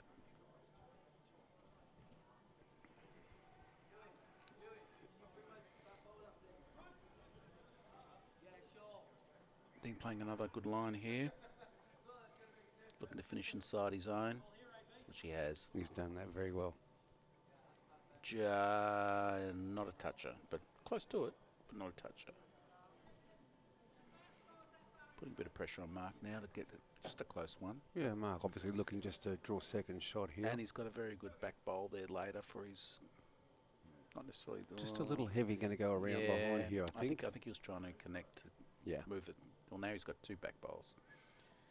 Let's see if Dean play a bit of cover here, do you think? I would think so. Looks like he's just drawing again.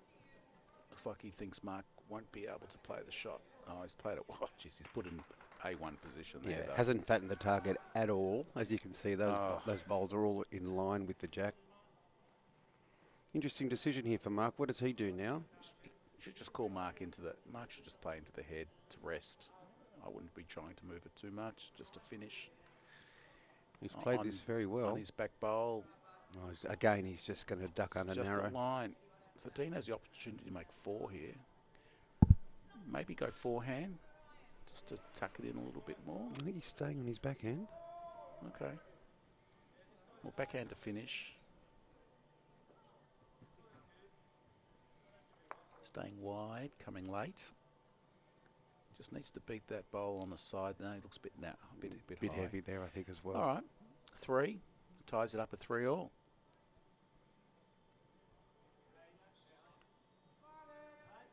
Be interesting to see what Dean plays now. Dean's put the jack all the Right way at the back back. on the tee, so I've got a feeling he might be moving the mat up. I'm going to go with a guess. Oh, I'm going to predict here that he's going to take the mat right back and Think go it's tee to tee? maximum length. Yes. Tee to tee. Well, he hasn't kicked the balls back, so it's not tee. Oh, there's the old 5/8 plus 1/8, 3/4 in. I think he's got a 3/4 going. I think that's definitely 3/4. Bit more than 5/8.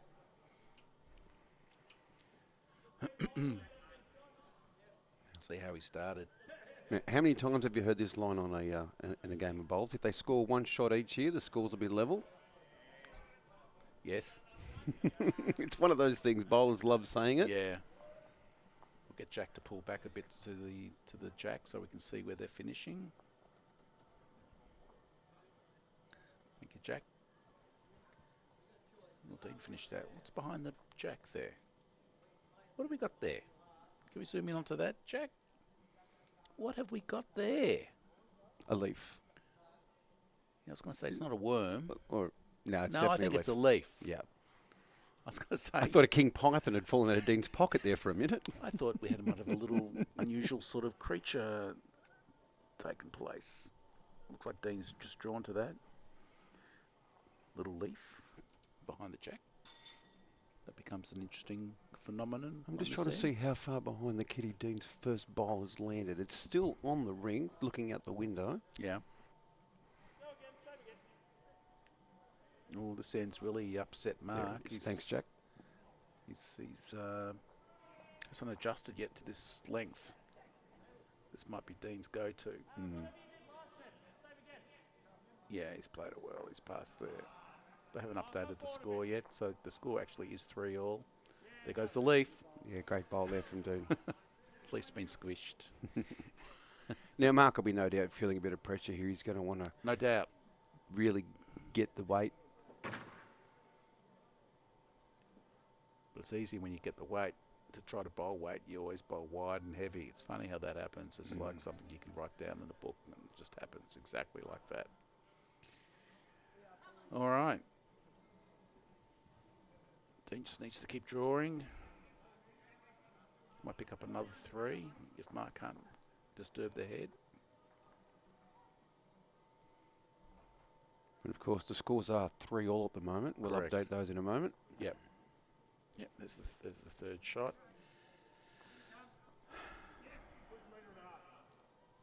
So Mark probably doesn't want to be too greedy, but he just needs to make sure if he's going to go down, give him a 2.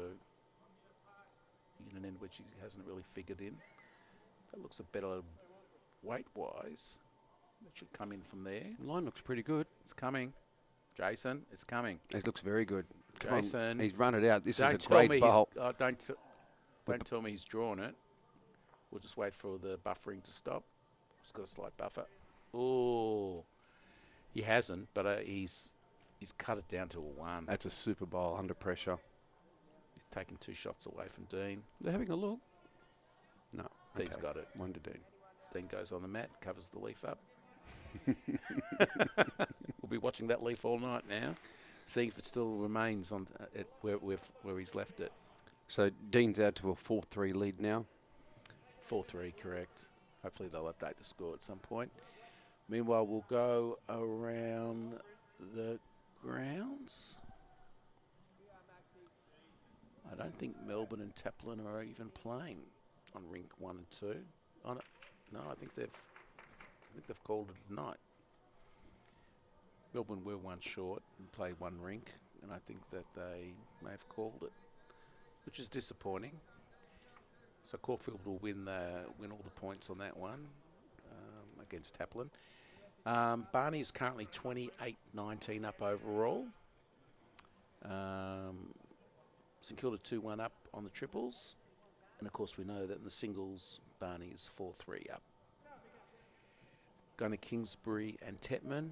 Kingsbury leading 6-0 up on the triples and leading 4-3 up in the singles, which puts them in in a quite a very strong position, being 44-18 up. And MCC Dixon is the interesting game. MCC 7 shots up, 26-19, with MCC leading 2-1 in the triples and Dixon leading 2-1 in the singles. And this length's certainly thrown Mark a little here. It has, hasn't it? It's sort of upset his radar. No doubt he'll be looking to get the mat and shorten the ends back up again, but it's going to be very hard to do when Dean's putting in bowls like this. It's going to be hard when you don't get the mat. Dean just said, okay, I like this. I'm just going to keep playing to this. It's all locked in. Let's see if Mark can make the adjustment. He's probably had 4 or 5 bowls at this length. This looks much better. Tracking very nicely here. Yeah. I tell you what. He's got something now. He's got the kitty. There you go, Mark. That's a great bowl. Well, if he can hold the end, he can adjust the length of the next end.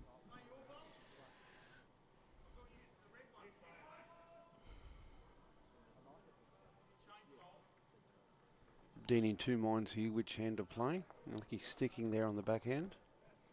Actually, I thought he was using the right hand. Anyway, you're right, though. He is sticking to the backhand and using his right hand. And he's bowled this fairly well. Oh, yes. That's a great looking bowl. That's a sensational bowl. Ooh. I'd say he would have shot there. Yeah. No, Mark's still holding. Oh, he's okay. He's asked Dean, and back. Dean's called it. Okay, very good. Surprising here that Mark stayed on the backhand as well. I thought he would have just played it safe. Played well away from it. Yeah, you'd think so. Unless you've got extreme confidence in your backhand that you're not going to go into him like. Doesn't want to turn that facts. over. Okay. Yeah, very That's good. one. Score's all locked up here, 4 all. 4 all with St Kilda's mat. I'll be interested to see what strategy Mark adopts now for this next end. I'm expecting Mark to shorten this right up. He's looks like he's bought the kitty a fair way up. Well, not a fair way. We might be able to see the leaf in the background. Can you pan back, see if the leaf has left us? Jack, I'm really interested to know whether on the tee the leaf is there. It's gone. Oh, it's been there it is. It's been moved a little bit. And it looks like the rest of his family is out there too. Yeah. There's no wind tonight, so I'm not quite sure how they're moving around. Mark, I think, is going to play a 5/8 cent. Oh, they forgot the mat. Okay, we've got to go get a mat. So while we're doing that, let's talk about one of our sponsors. And one we haven't talked about yet tonight is Escala. Escala also is one of our esteemed sponsors, and they also are also into the financial management game.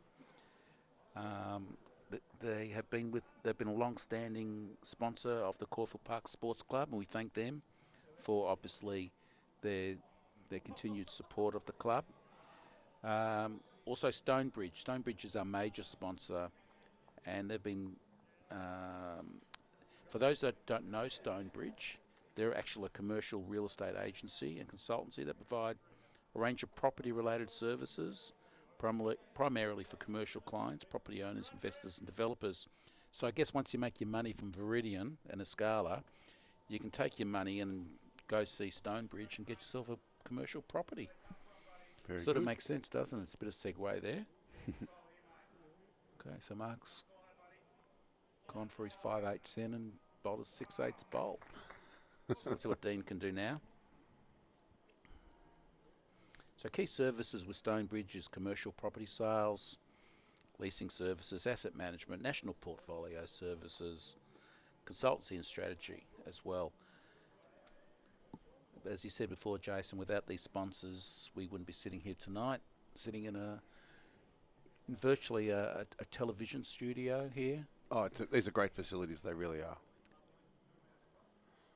Mark's made his Kuwait corrections here. Oh, that's a very good adjustment by Mark.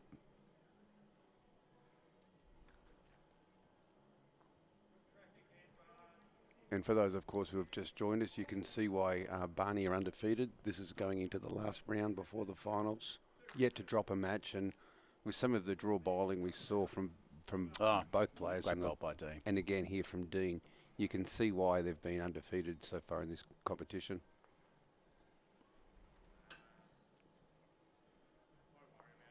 Yeah, there certainly have been a standout team.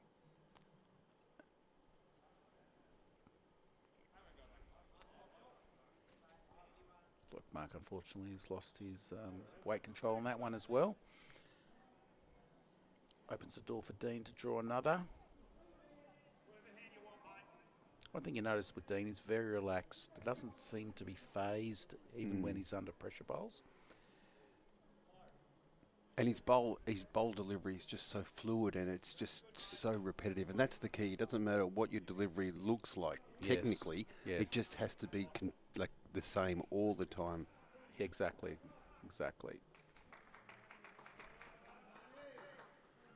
Mark got a good line here.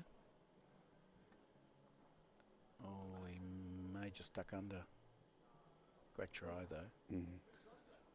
Well, certainly an opportunity here for Dean to make another number. Yes, might make a 3.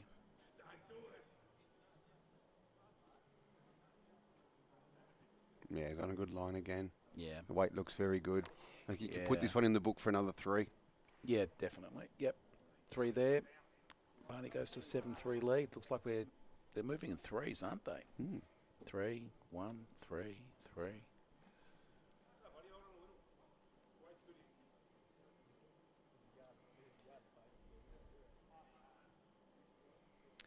You know a Brian Williams? Yes, I know, Brian. Brian's been writing to you.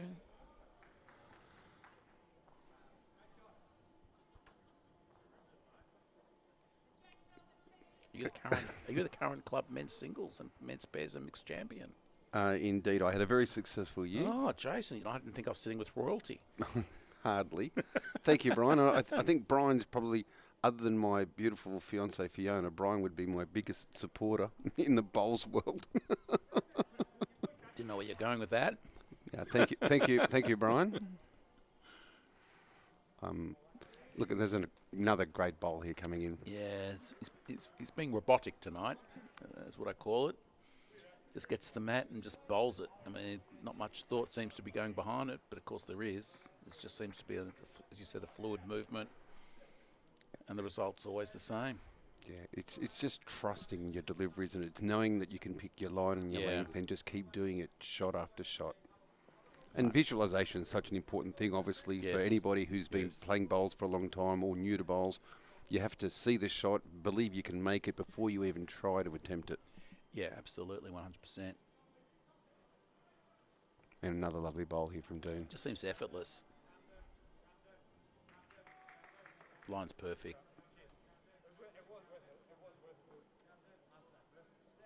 I understand that Brian's actually coming in on Thursday night to sit in this chair to work with Dean in the guest commentary role. Oh, I see. If that's still the case, Brian, please let us know in the comments. But certainly last week, that was the discussion that I heard you having with Dean. You might be commentating it on me. I know I'm playing on Thursday, but actually I don't think I'm on a streamed rink, though. Yeah, same. Oh, you're playing as well? Yeah, I'll be playing. I think Mark and I will be playing the pairs game this Thursday night. All right. Another good bowl this time. Dean's just showing his nous by changing hands and doing the same thing. And I know I've said it a couple of times during the earlier game, but Dean's such an accomplished bowler and so well known. So this is coming as no surprise to anybody who's streaming this tonight, who's seen Dean play before, in terms of his consistency and his ability to get his line and his length correct. Mark was on a good line. Unfortunately, just pulled up a fraction shorter than he would have liked. So Dean now pulling back the other hand because Mark's bowl is there. It's just to try and draw off the fourth bowl.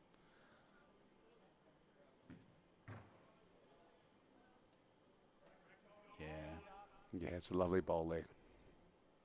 Another piece of chalk for Dean. Gee, that's very good. It's impeccable bowling, isn't Yeah, it? your mate Brian is saying he will be here on Thursday.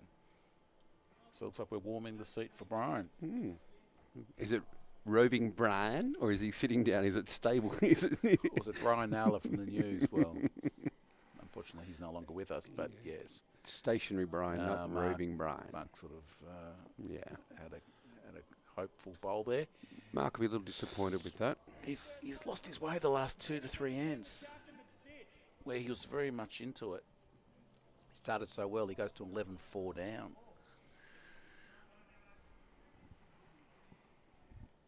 Been playing only 30 minutes of the 80-minute time frame.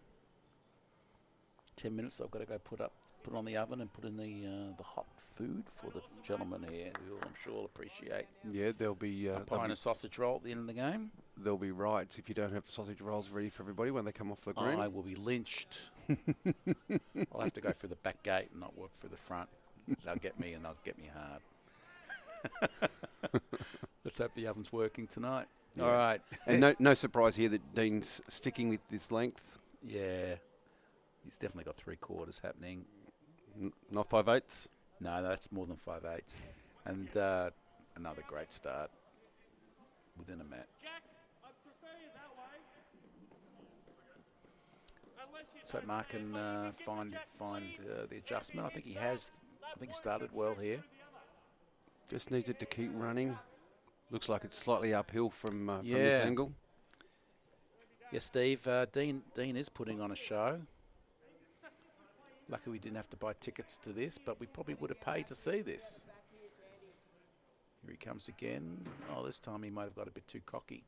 And he's thrown it very close to the ditch. Or just in. We have been spoiled in the last couple of weeks, obviously, with being able to watch bowls on TV with the Commonwealth Games, of course. Yes. 31 countries, 200 athletes. Pretty amazing to watch that. And, of course, Australia got the 2 gold medals in both in 2 of the para disciplines.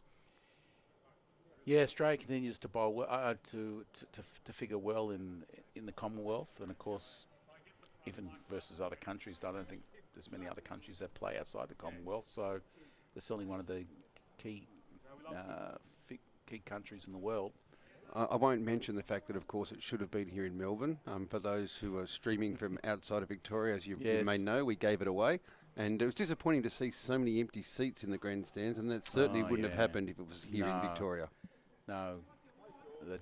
They even booked here at Park Dome to play the bowls here. And I'm only kidding. We went. It was just a grass green in the outer when we first won the Commonwealth Games. Yeah. Great bowl here from Mark. Yeah, good on you, Mark. Well done. About time you put some pressure back on young Dean. Make him think. Oh, what's he thinking? He's actually not 100% certain. That's good. Bit of uncertainty there for young Dean. Are you a hat-on or a hat-off bowler when you're indoors? I'm a hat-on. I just feel that it helps my concentration. Didn't quite, just a fraction narrow. What about yourself? Yeah, I mostly hat-on. I have tried the hat-off. The lights are at a good angle here, so normally if I'm down and I'm looking up, the lights can bother me, but the height of these lights is actually really conducive to good bowls without having to worry too much about that. I always think of Andrew Simons wearing sunscreen for a night game of cricket when I see people wearing hats. Sorry, just cutting in. Mark's put 2 good ones in. Yeah, it's a great bowl. The beauty about the way we position the lights is that there's no glare in any of the players' eyes. So we certainly took our time into consideration. Mark will get 2 and move to a... And forget the mat again? Yeah, and forget to update the score. Looks like every second end they're updating. I think it's now 11-6 when they do the final update. The mat they forget. Oh, well, the good news is to the right of Mark as he's walking up there are all the mats. So if he needs one, he can quickly get one. There he goes. Yeah. Oh, no, there is one there. Okay. So 11-6. So let's have we go around the grounds. Barney is 38-22 up overall. And the triples is fairly close. After 4 ends, Barney 4, St Kilda 2 in the triples. Not much in that. Kingsbury has a large lead over the Melbourne side, Tetman, 56-22.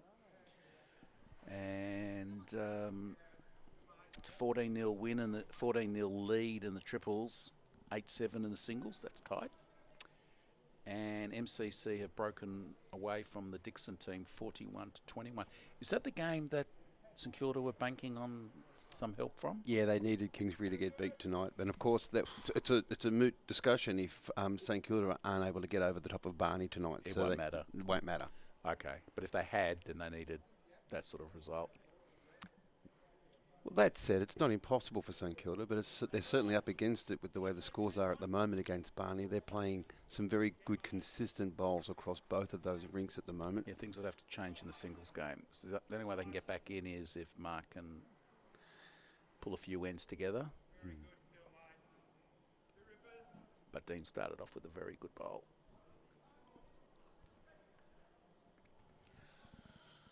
"5 minutes, I'd go and put the food on." Another bowl of Dean's coming in here on a beautiful line. Yeah, look at that. That's just beautiful draw bowling. How do you find reading some of these, like Dean's bowls and other strike bowls? I find difficult to read. Do you have strike bowls, or do you have no, solid colours. I don't like the stripe bowls at all. Yeah, no, I can't even read them as a skip. I think you're a skip as well. Yeah, it's hard. It's hard to understand or get a feel for the weight control of it as they're coming down. Like Dean's always look like they're about to pull up, but they keep rolling another two, 3 bowls as they look like they're finishing. Yeah. And again, he's picked the line perfectly here. Like a bat now, looks like it's done. Yeah. Look at it keep going. Look at that, just rolling in. Yeah. 3 within a mat, Dean. Put a handkerchief over those. Forget your mat. That's how close they are. Oh, easily.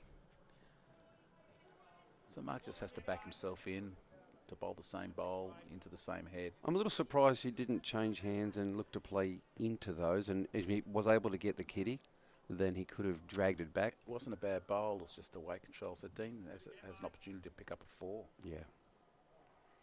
And you'd back him in to do it the way he's bowling at the moment, especially with those last 3. He knows that line. He doesn't look very happy with this one out of the hand, though. But it could be good enough. There's not much he needs to draw into. Yeah, I think he only has to finish in front of those. He might have. What bowls is Dean bowling with? That's a good question. XGs. XGs. So they're both using the Henslide XGs. Henslide XGs, right.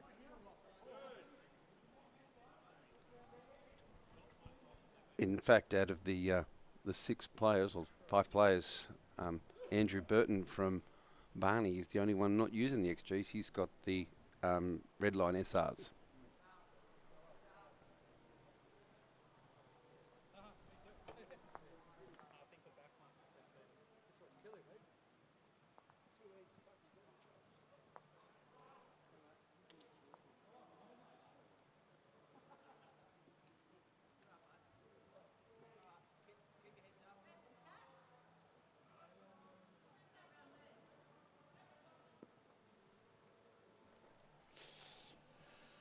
Okay. So D now would. What was? Did you see what the call was? Was it 3 or 4? I didn't see the call. Going to need them to change the scoreboard because, of course, they're not signalling to anybody else in particular. I think it was definitely 3, and it was line ball as to the 4. So we'll just see what happens. Oh, look at this for a start again. And he's done it again. Look at this. It's monotonous, consistent. It's getting boring to watch, isn't it? And predictable. It's getting boring to watch. It's predictable bowls. As I said, it's robotic. It's almost AI. And I think one day, I'm just thinking years ahead, of course, that one day this game will just strictly be an AI game. And occasionally somebody will go and bowl a bowl physically. He's a very good bowl from Mark coming in there. Yeah, his confidence will be a little bit down over those last couple of ends, so it's good to see him get one in there close. It is. It is. If he can just keep his wits about him and continue to bowl his bowl and not try to worry about where Dean's finishing all the time. And he's on it again.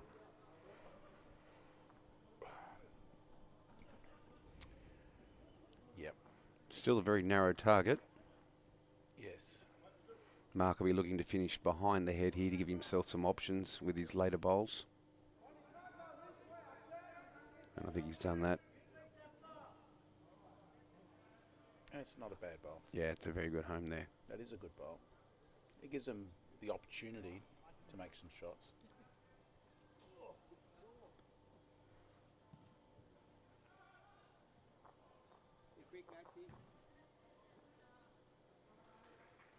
We're going to call it here that Dean's holding 3 after this one.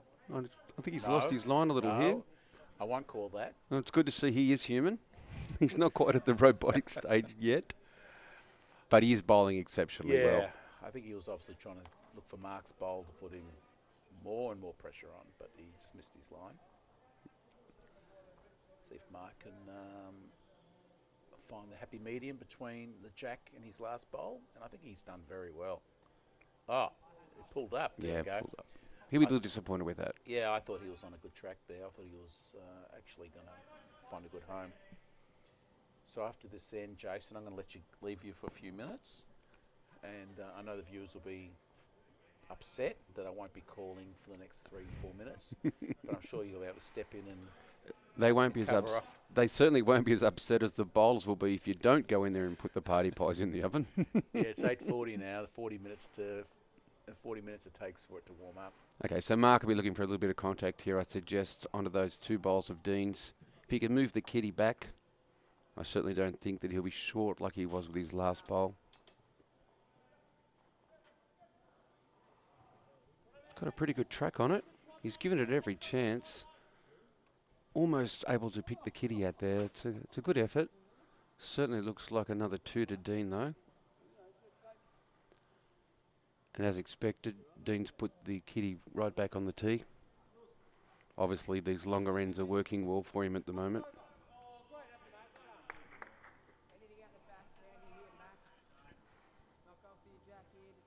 So, yes, Brian, got the thumbs up then to say that Village Cinemas looked after Dean and his daughter. They went and saw Moana. I haven't seen the movie Moana. If you have, let me know what you thought of it, if anybody else has seen it.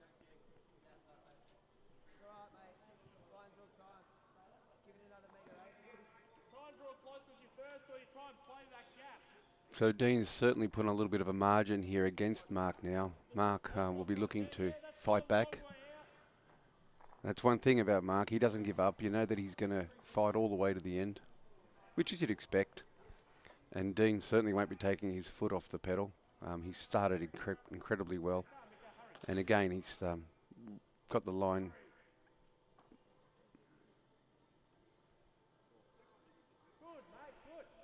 We talked earlier about the importance of first bowl pressure, so no doubt Mark will obviously be looking to get something in here really close and see if he can get under the guard of Dean, trying to throw him off a little bit. He's got a really good track here. It's all about his weight, and the weight looks pretty good. Just pulled up a fraction short, but the line was very, very good. He's forced Dean to change hands now.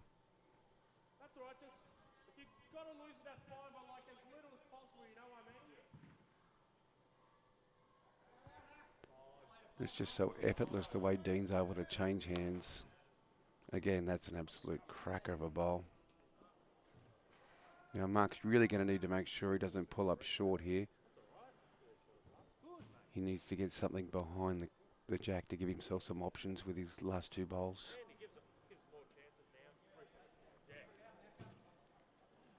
He's on a very good line, but again, he's short. Could be a little problematic for him as Dean starts to build another really solid head here.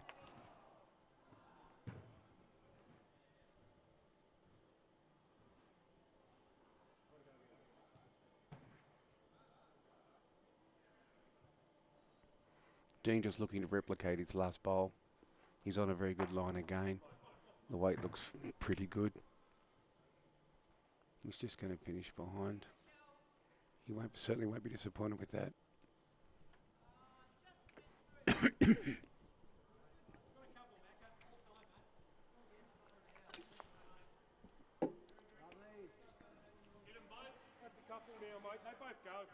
A little bit of a gate there for Mark between his bowls, but I don't think his weight's here again.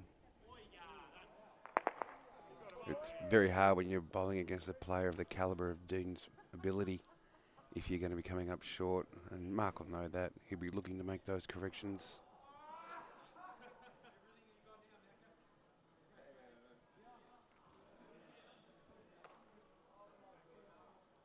Interestingly, Dean's changed hands here.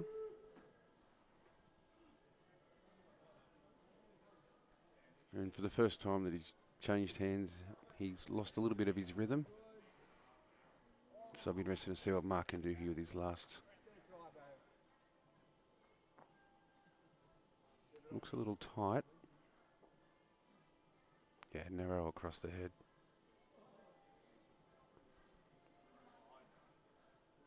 Weight was very good. I expected another 2 for Dean. A little hard to tell from this angle, but you would certainly think that those front bowls of Mark's beat that bowl of Dean's that's behind the jack.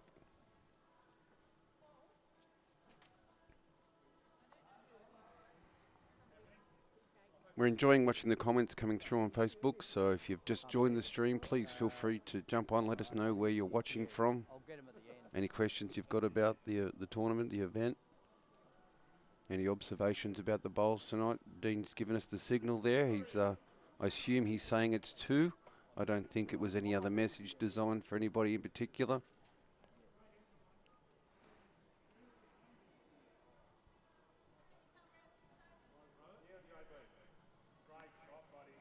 And again, as expected, Dean's staying with these longer ends. Mark's certainly struggling with some of these longer ends, so it's no surprise that Dean is looking to hammer home the advantage here. And again, he started off with an absolute great bowl here coming in for his first. Really puts the pressure on Mark.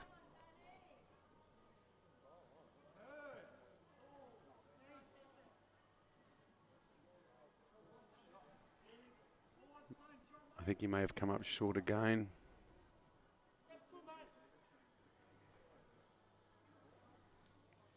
He's really going to need to make some corrections on his weight now. His weight controls let him down a little bit, and his score has the potential to really blow out the way Dean's bowling if Mark's not able to go with him shot for shot. Dean's just running through, so certainly an opportunity here for Mark to draw second and then give himself some options with his 3rd and 4th bowls. Yes, hello Sandra from the Gold Coast. Agreed, some great bowls there from Dean. A question from Brian here about watching the way that Dean's been drawing. Which position do we think is the most important in a team game? Obviously that depends on whether the team that you're talking about is pairs, triples, or in the 4's game, the format of the game, Brian. But as we've said time and time again, if you can get a lead to set you up like this, it doesn't matter what format you're playing in, then you're certainly well on the way to having a great day on the green. And if I was skipping in a pairs, triples or 4's game and my lead was doing this, the way Dean's delivering at the moment, you couldn't be anything other than completely satisfied.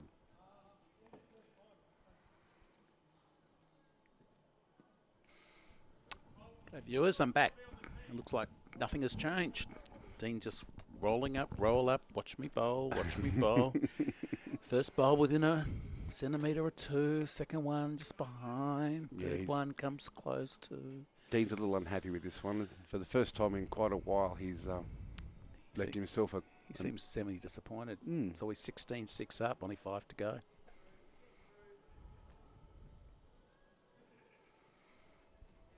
And you hear the dulcet tones of the music of Park Dome behind.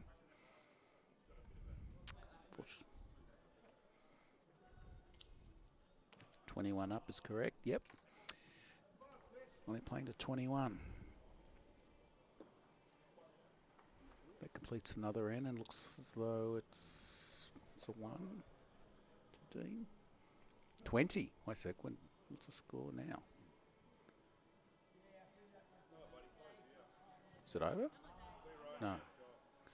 I don't know what the score is because they're updating every second. Yeah, it's sort of, they're a little bit behind. But it looks as though there's one more shot to make for Dean. Well, Phil, Sandra's glad to see you back. She's saying hello after your good deed, putting on the sausage rolls and party pies for us all. Yes, Andrew, you'd be happy. I've got the oven on, set it right, I've plated it up. It's all ready to go. Looks like I may have overcompensated because one of the teams, or two of the teams, have gone home already. So looks like everybody here should be hungry and should finish it off. I hope the weather is warm up there. We've got another balmy day here in Melbourne. It's we might be hitting 10 at the moment. Not sure. And it's not too windy, at least. That's the only thing I can say about tonight. It's not too windy. It's cold. We've played in these cold conditions here. I think people can still feel their fingers and hands out there. But I've only seen 3 layers on most people, not 4. Here's a good opportunity here. So Mark will be looking to put some early lovely pressure start on. by Mark. Well done. Yeah, he's got a great one there. Let's hope he can pull a few shots back. Make it go a few more ends. Absolutely stunning weather up here. Bit of weight here from Dean. Yeah, I suppose nothing to lose, everything to gain. Yeah, he hasn't had to play any. No, Really? I don't think neither player's really had to play that shot. And on this green, you don't normally need to play that shot. Mm. You can maybe play a few, a couple of metres on or a yard on, but really you have to go after a drive full tilt. Wonderful days of bowling. That's great. Hope you're winning up there, Sandra. Winning some games. Well, even if you're not, at least having fun playing. That's the main thing up there in the Gold Coast, with probably half the club up there playing at the moment. That was smart from Mark there, looking to draw towards the back of the green in case Dean was to play the same shot. But Dean's gone back to the draw changed to now. a simple draw and is going to back himself into outdrawing him. He's not far away, just a fraction narrow. But gee, not much. Mm. Yeah, winning some and losing some. That's the name of the game with bowls. Can't win them all, and hopefully you don't lose them all. So it's good. Mark will be looking to tuck the kitty around here, but certainly not fatten that target up, because if he lays next to the kitty here, I think Mark, Yeah, you would expect that. needs to be behind, and I think that's a target. Yeah, this is what worried me, that if he Yeah, fattened that target up, that you would expect Dean to have come another off. run at it. Yeah, he'll come off something he wants. He'll choose which way he wants to come. Oh, he's coming with weight. That's the shot I expected, but he's got away with that. Oh, yeah. He's holding one there. Well, they say luck begins at Jack High. They say if you play the right weight, anything can happen. And Yep. sometimes they can happen mysteriously. Sometimes they can happen normally. We call that a plan B. That is plan B. And I think Mark's wide, and I think this could be game, set, match. Yeah. Unless it's one more to come. No, shaking hands. No, hold on. Why are we playing another end? Unless Dean didn't win that end. Unless they think it's 25 up, not 21. No, it's only 21.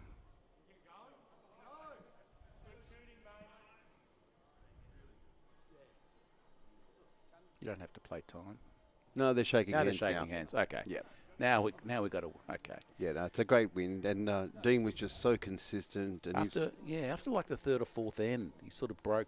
Once he changed the length, Mark couldn't adapt. absolutely, Mark started on fire. He got a 1 on the first end, and then he picked up a really lovely 3 to have a very early lead, and then Dean just seemed to click into gear, and he just didn't miss really after that, did he? He was just so consistent.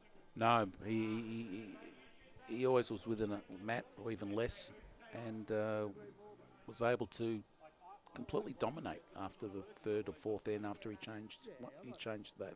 Mm. Yeah, they're discussing the game, and Mark was saying he just wanted to get the end so he can go short. Mark being the coroner again, doing his autopsy, but at least he's waited until the end this time. Yeah. But congratulations, Dean. That's a wonderful display of bowling. And Mark obviously be disappointed with that, but he'll take his lesson. He'll move on. He didn't go down without a fight. You could see right till his last bowl, he was giving it his best, and he drew in close. And yes, Dean had a little bit of luck on that last end, but some days are just your day, isn't it? Dean really couldn't do much wrong tonight. Yes. Well, we've got a bit more time. We're just sort of having a close look at the rink next door. It's a very low-scoring game. It's 6-2 after 6 in the triples. Barney holding the lead, 6-2. Tony watching this one very intently. She looks like she's on a great line. Oh, not sure It looks like it could be a Barney bowl holding shot there.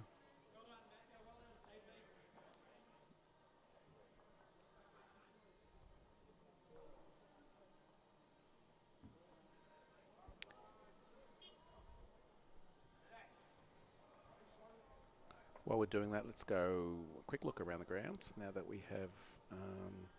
So just recapping, the Caulfield Park Taplin game was abandoned, if you like, after the first game, and Caulfield Park had won that 22-3. Barney now leads 52. There's Dean. He's proud of himself. Barney's 52-23 up and moving away. Just a triples game to play. Kingsbury and Tetman is also starting to go one way, with Kingsbury leading 66-29. But the Kingsbury getting away on both the triples and the singles game. The interesting score is the MCC-Dixon game.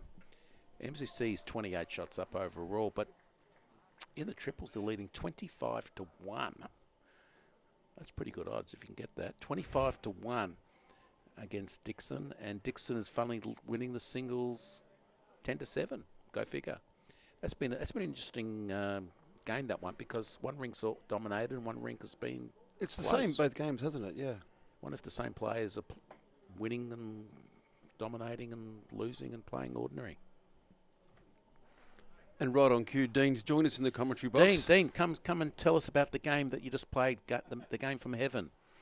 You did look like you were an inch taller as you walked into the commentary box after that great display you've put on there, Dean. Yeah, it's got nothing to do with the stilettos. They won't let me wear them on the green. Mate, that was an amazing display of draw bowling. You can't be dissatisfied with how you went tonight. Nah, pretty happy, and I think in the pairs game as well, like that, I don't know what it looked like on the screen, but to us it was a pretty hot contest. We thought we were playing well, and they just sort of hung around.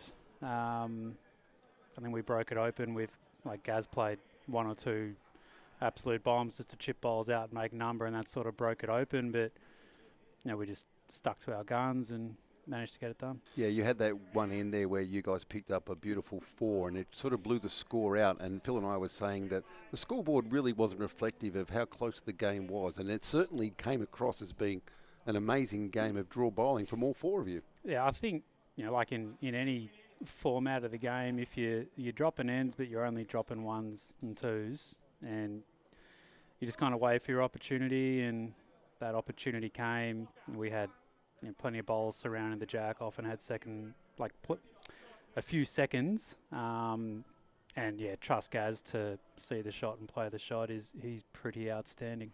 Yeah, absolutely. And certainly the feedback from the player, from all of our viewers on streaming, was that it was just amazing game, and I think it was really entertaining to watch. I'll pass it over to Phil. Let Phil have a bit of a chat. So, Dean, in the singles game, it started red hot, really red hot. Mark was in fine fettle, and you were continuing to put your bowls into. Then you won the end and actually changed the length of the end. Yeah. I called it a 5/8. I think you went to a 5/8, not a 3/4, and you went short. And that sort of put Mark off, and then you started to lengthen it and really put Mark off his game. What was the strategy behind that?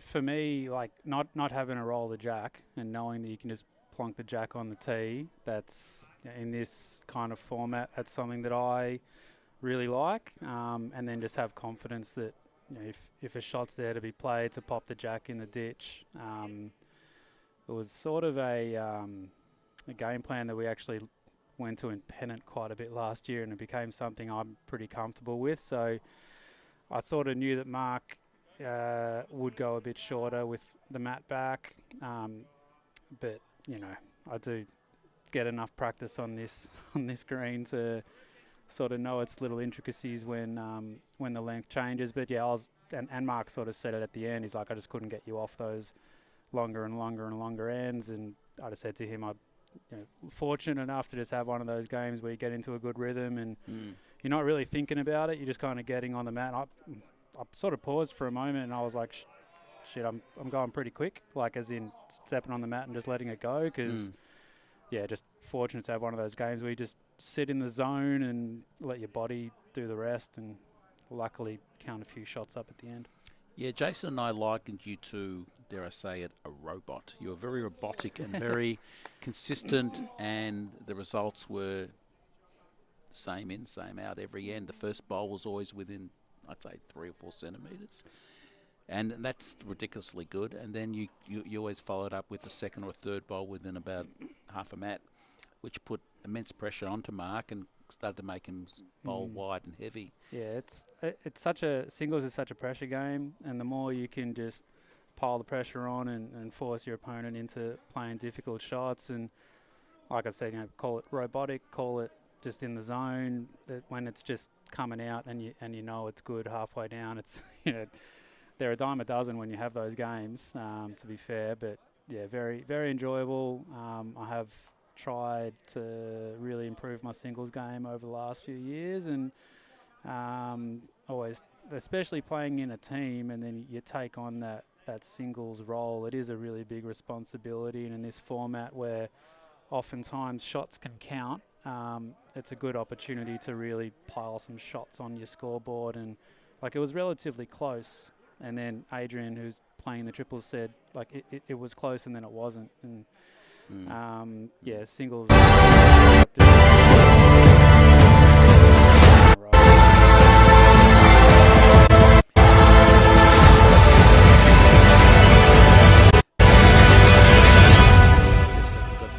Deal coming up with Henselite. Once Henselite watches the replay of this, if they do, I do use their bowls, and I do love their gear and wear their stuff. So I have used Henselite for a long time. So if they are watching, happily. And I'm Dean's manager, so 10%. I'll take 10%, or I'll just take a few sets of bowls. Thank you very much, Henselite. Yeah, we love Henselite, don't we? We do. A lot of bowlers at Caulfield Park using Henselite Dreamline XGs, and a lot more could. Absolutely, we're trying to convert them all, aren't we? Certainly, Henselite want to come to the club and do a spiel, a good sell to the club. We'll make them most welcome. Yeah. For my free set and for Dean's couple of free sets as part of the sponsorship deal, we can work that in, of course. Why not? I'll put you back onto Jason. Yep. I'll check on the food because I know what happens when the food's not ready in time. Beautiful. So I'll put you onto Jason for further commentary, and well played. Thank you.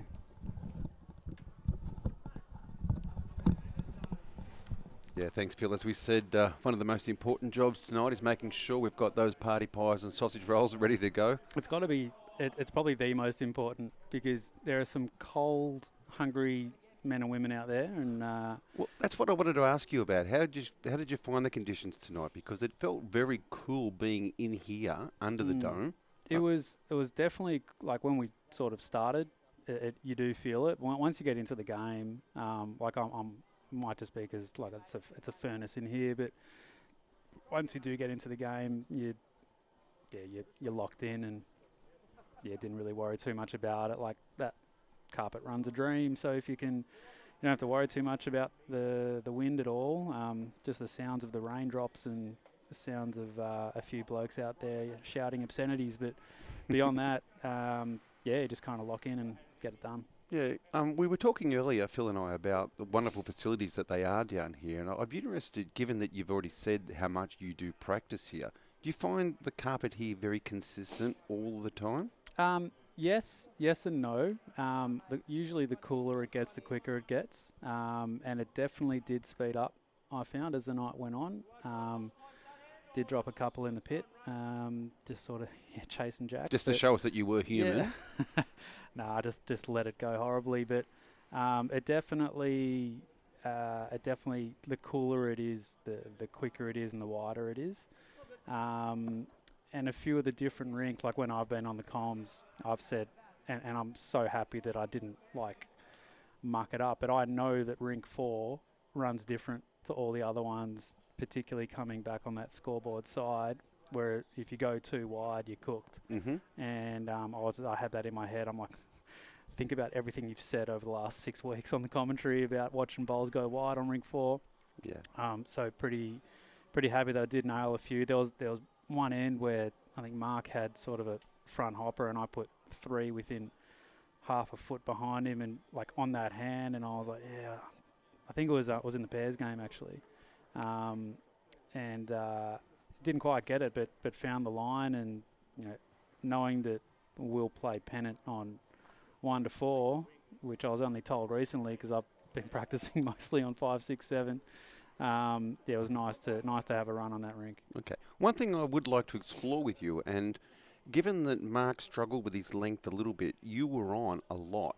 Mark was coming up short, and I was kind of curious a couple of times as to whether you were going to start playing cover at the back in case Mark was just trying to start just banging them, given that he was really struggling with his weight.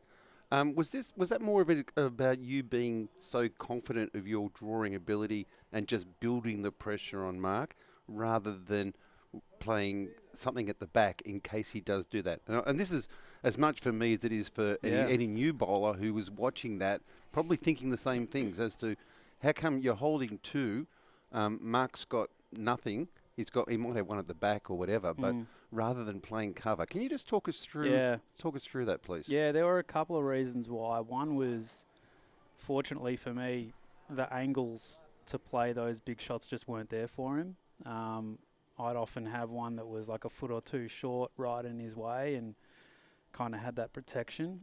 And the other one was, he wasn't playing those big weighted shots, and if he had been and had been nailing him, then maybe I would have changed that approach. But in a 21-up game, when you've got opportunities to get 2s and turn 2s into 3s and 3s into 4s,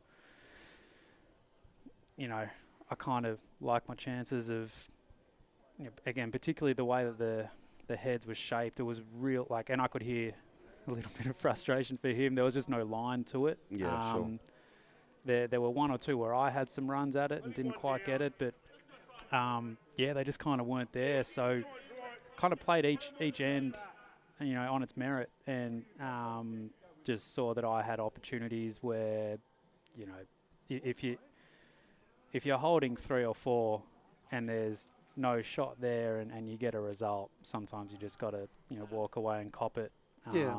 But playing the percentages, I guess. And I think that's a good takeaway, because a lot of the times when you watch particularly at the higher level, and granted, of course, their skill level is much better than ours, but I guess even just for us suburban bowlers, we get that mindset where we think we need to have cover. And I think you've really demonstrated that tonight, that, you know what, if you can turn the 2 into 3 and the 3 into 4, it's worth going that, because worst case scenario, even if he does hit the perfect weighted shot, you're only going to drop a 1 anyway, most of the time, 1, 2 perhaps. Yeah, look, it depends. If you've got last bowl and you can back yourself to draw, to a different length, and maybe you've got meters and meters to do it, then I think that might have happened once or twice as well, where, knowing that he could drive, but I had last bowl. But also, you've always got the option of, do you change the head and change the angles, or do you cover the back? I'm one that kind of likes to do the former. You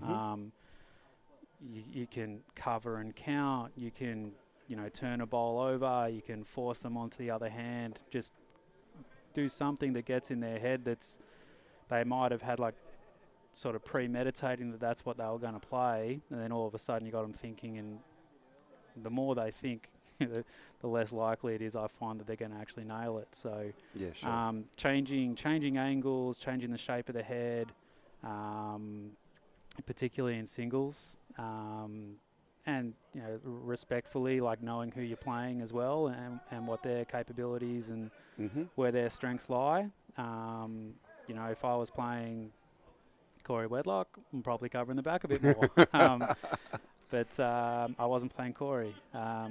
So, yeah, it's a combination of quite a few things. Yeah, sure. So if you're still on the streams, obviously we've finished our streaming game, and we've got a little bit of time left. So I'm sitting here talking with Dean Curran, who's had a very comprehensive victory in the singles game. If you've got any questions for Dean, please feel free to chuck them on the stream. I'm sure Brian's got plenty of questions. Brian was talking earlier about coming in here on Thursday night with you. Yes, He is. Yeah, we're going to be covering the Middle Park versus Caulfield Park game on Thursday night. Huge game. Middle Park have locked up top spot in the Thursday night sixes. Caulfield Park, I think it's about consolidating a particular position, but it's going to be a huge game. Very excited to call ex-teammates and current teammates, that's for sure. Dean Kieran, any talks of a Glen Ira Cup? Who on earth would it be between? There's 1,000 sides in this area. Glen Ira Cup.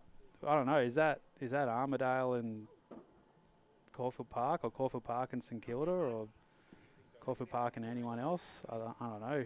You be more specific, Carl, and I'll help you out. But yeah, no, it's been really, really cool here, and coming up to, well, we got 3 more nights of this stuff after this, and it's been a great 8 weeks. Having new people coming into the club, big shout out to the guys from Kingsbury. It's a massive effort, an hour and a half drive to get here. The story they told me, I was talking to Micah Turner, I was like, boys, like it's a fair hike, and he goes, yeah, we'd had a couple of beers and it was midnight, and we whacked Caulfield Park into Google Maps, and they said it would take 25 minutes, but that was at midnight. Not peak hour on a Tuesday afternoon. No, so I think they leave at 4:30 to get here, and bless them, they'll qualify for finals, and they're a massive threat in finals. There's some serious talent on that team. Now, on the subject of finals, you guys obviously have come through undefeated, and you've bowled exceptionally well. That gives you a lot of confidence coming into the finals? Yeah, I mean, I'm just pretty lucky that it was Michael Stangy's birthday and he pulled out, because I've been off, on the injured list for the last 5 weeks. I hope we don't have a selection squeeze. It's not ideal. Adrian and Gaz have played every game, and AB, I think he's played the last 3. We had Debbie Davis, who's a local here as well, play a couple. But yeah, undefeated. But we played MCC last week, and I think that we got all rinks, but it was tough. It was real tough.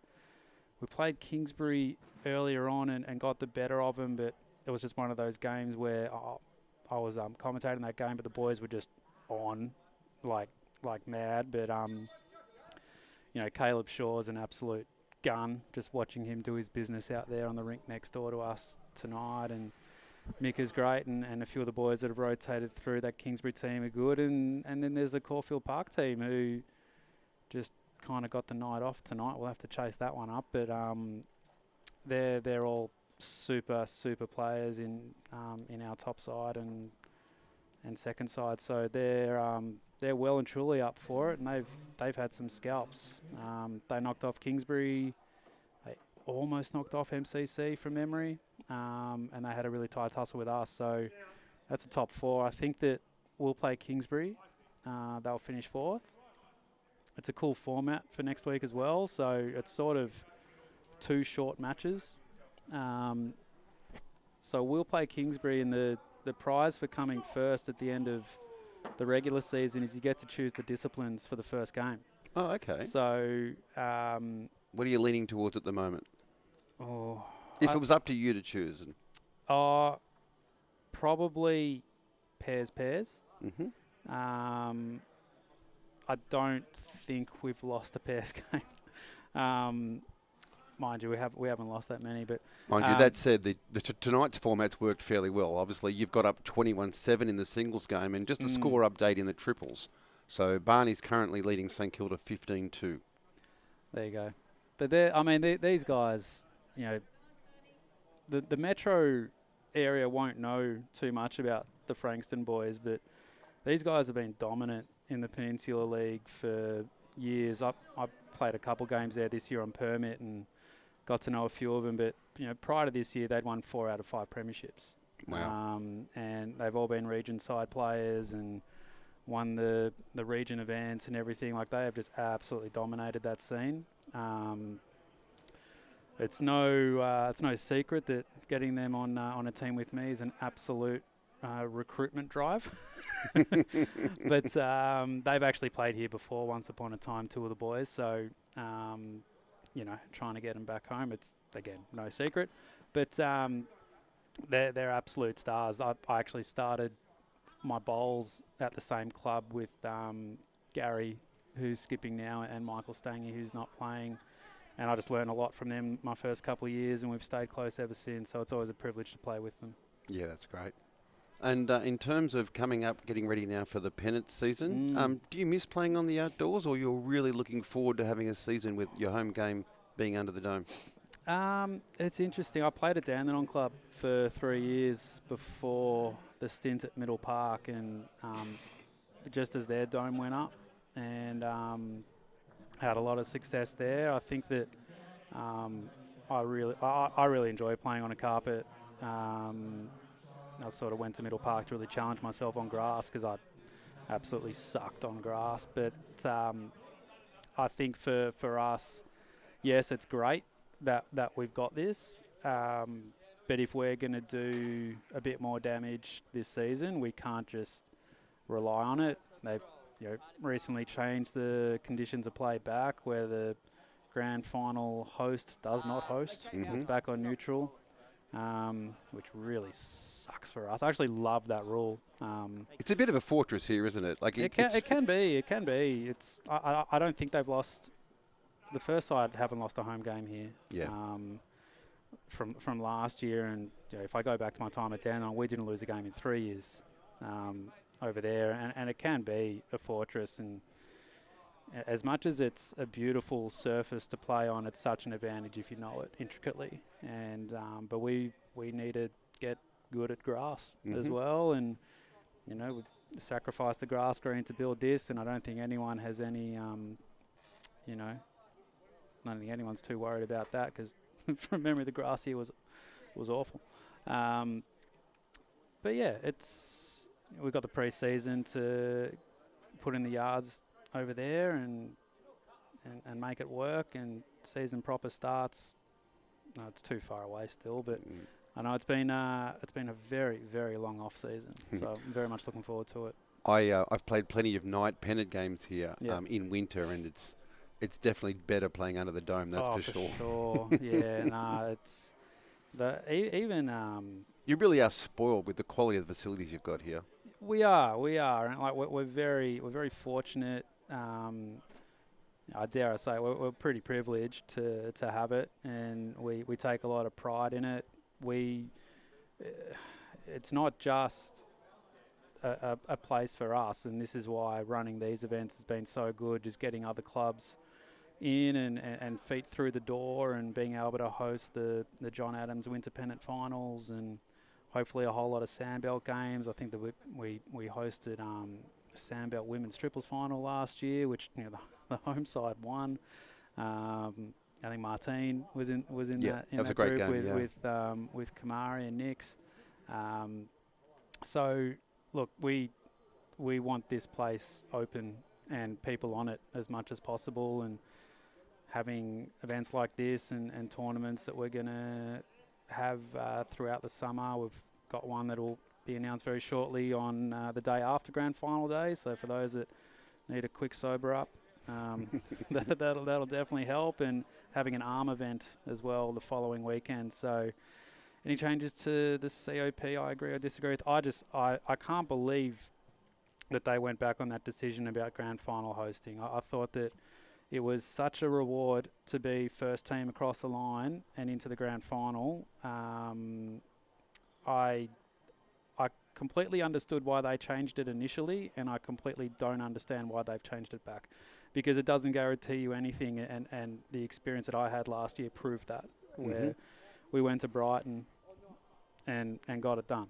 And there are a lot of teams that, I think Yarra Glen, who we ended up playing for promotion, went to Bundoora from memory and got it done. Yeah. So what are we doing? Like why are we changing it? Not that I'm trying to heap poo-poo Bowls Vic, but I think it's unfortunate, and it was something that, a place like this, it's such a massive advantage. Thank you, Michael. It'll be great to have you back next week.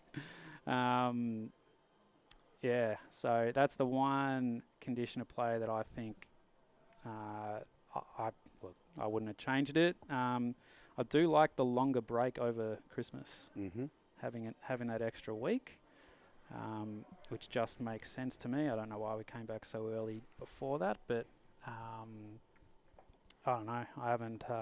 I got the conditions of play sitting next to the toilet, to be completely honest, for when I need to have a bit of a sit down. From a conditions of play perspective, like obviously you've got a lot of experience, in administration involved. Is that something you see yourself going into a bit later potentially? In terms of getting involved at an association or a state level? Look, I'm so lucky. I've said this since I got when I was the bowls director at Middle Park. Like, I'm so privileged to be able to have a paid position that is essentially a hobby.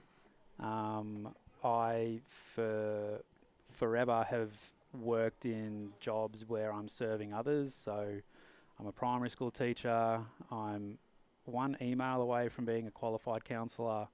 I've been a basketball coach. I've coached a stack of sports, and I just love being with other people and giving them that kind of service. And so, look, for as long as people will have me, I'll stay in it. It does afford me the opportunity to not have to work a 9 to 5. I don't know. I don't know. to be completely honest, I love it. I absolutely love it. I'm really wanting to focus on coaching as well, and I do have a coaching position here, which once this stuff kind of wraps up, I can really start to focus on. But I'm always curious about, I've got a pretty open mind about what's out there, and just looking for new ways to grow. And that's partly why I came here, for a challenge and an opportunity, and help this place grow, and sort of share in the experiences that I've been lucky enough to have over the last, whatever it is, 11 or 12 years in bowls. Sure.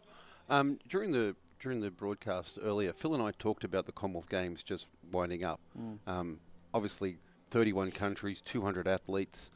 What's your view? And I understand why they did it in terms of the compressed schedule and having to do it. But in terms of the set play, I think that probably hampered a player like Aaron Wilson's ability to be successful again. I think he's obviously better suited to the more traditional format rather than set play. And obviously, particularly in terms of the one set, sudden death, extra end kind of tiebreaker, one lucky bowl gets moved up and that decides a gold medal. What are your thoughts on that? To me, that's a little hard to really take. But I can understand why they did it. Yeah. I think the singles and the pairs are very, very different. The singles sets play, I kind of get that's I guess you'd call it the international way. Pretty sure they do that. They do sets play for world champion and champions, and for world indoors, and it is a format that a lot of those players at that level would have dabbled in before. But yeah, give me 21 up or 25 up over that for sure. The pairs, I was a little bit surprised that I wasn't surprised with Gary Kelly, who's an absolute star, but given that it's the same format as the BPL minus the power plays, I really thought that Teasy and Corey would just kind of walk it in. They've been probably the most successful pairing that we've had in that competition for a really long time. And I was watching, I think they were playing Pakistan maybe, and it's different. It's just the execution, I guess, is different, and you got to adapt to that as well. So yeah, not to poo-poo it, but I think back to, I went to the Commonwealth Games in 2018 on the Gold Coast and watched that. I was talking about this with someone the other day, and I went to the triples final where we played Scotland. I think it was Scotland, and the 4's final where we played Scotland, and they were just two of the most incredible games I've ever seen. And then later that day, Disco played Ryan Bester in the singles final, and it was like that's the kind of play that absolutely. for me is the most enjoyable. And despite loving carpet, it was on like a beautiful grass and big crowd, and that was the thing, no crowd. Like the crowd.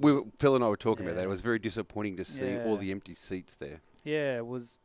Well, I was having a laugh with we'll call him a bowls companion, and it looked like there were more people at the VBL a couple of weeks ago than there were at the Commonwealth Games, and there weren't that many people at the VBL. But it's look, it probably wasn't what they had in mind a few years ago, but you got to do what you got to do. Sure. All right, well, I might wrap it up and hand over to you to do the farewells, because it's something that you do so well. Firstly, to everybody who's watching along on the stream, thank you so much, and particularly for the people who've popped their questions in and told us where they were watching from. We've really enjoyed having your company. Jack, thank you for all of your assistance. You've done a great job. Phil's in there making sure everybody's got a party pie. I've really enjoyed tonight. Thanks for the opportunity. As I started with the broadcast with earlier, I said that you'd stitched me up, because last week I thought you said come and get on the cans, not come and put on the cans. Well, we can do that now. And then to find out that you weren't here. But no, I've really enjoyed it. Thank you all very much. I'll hand it over to Dean to wrap it up here from the beautiful Caulfield Park Armour Bowls Club. Thank you all. Thanks, Jason. And just a very big thank you to Jason as well, who just put his hand up last week and asked if he could join. And I was like, absolutely. And again, looking forward to having Brian on Thursday night as well. It's going to be great fun. And anyone who's interested, just shoot us a message if you want to jump on. We're more than happy to have people from other clubs joining us inside the stream, particularly if it is your club on the stream. So we can have a chat about them. But a big thank you to you, Jason. Cheers, mate. I've really enjoyed it, and certainly I would certainly go with what you've said then. If anybody is keen to have a go at it, why not? Just come down and have some fun. It's been a lot of fun. I've really enjoyed it. Fantastic. Cheers. Thank you, Thanks, mate. guys. Appreciate Bye. it. So we will wrap things up there. Somehow I've gone from running the event to playing to back on the comms. But here we are, and I can see myself on the camera too. That's pretty weird. But a big thank you, as always, to the wizard Jack behind the boards. Just does a sterling job every single week. Big thanks to Phil, who jumped in tonight, to our incredible sponsors, the Emmeline Medical Centre. I'm pretty sure it's them tonight, isn't it? Glen Ferry Road, Malvern. They are absolute legends. As I've said the last couple of weeks, if you've got a sniffle, or you've hit that age where you need to get that thing checked that you don't want to get checked, that is the place to go. Lovely people there that will take care of you. Men's health, women's health, pediatric health, allied health, pathology, the lot. They're amazing. And that's about it. Big thank you to the audience as well. And we hope you can join us on Thursday night for the Thursday Six-Pack Challenge. Round 7, Middle Park versus Caulfield Park Giora on the stream. Thank you very, very much, and I'm going to go home and watch the replay.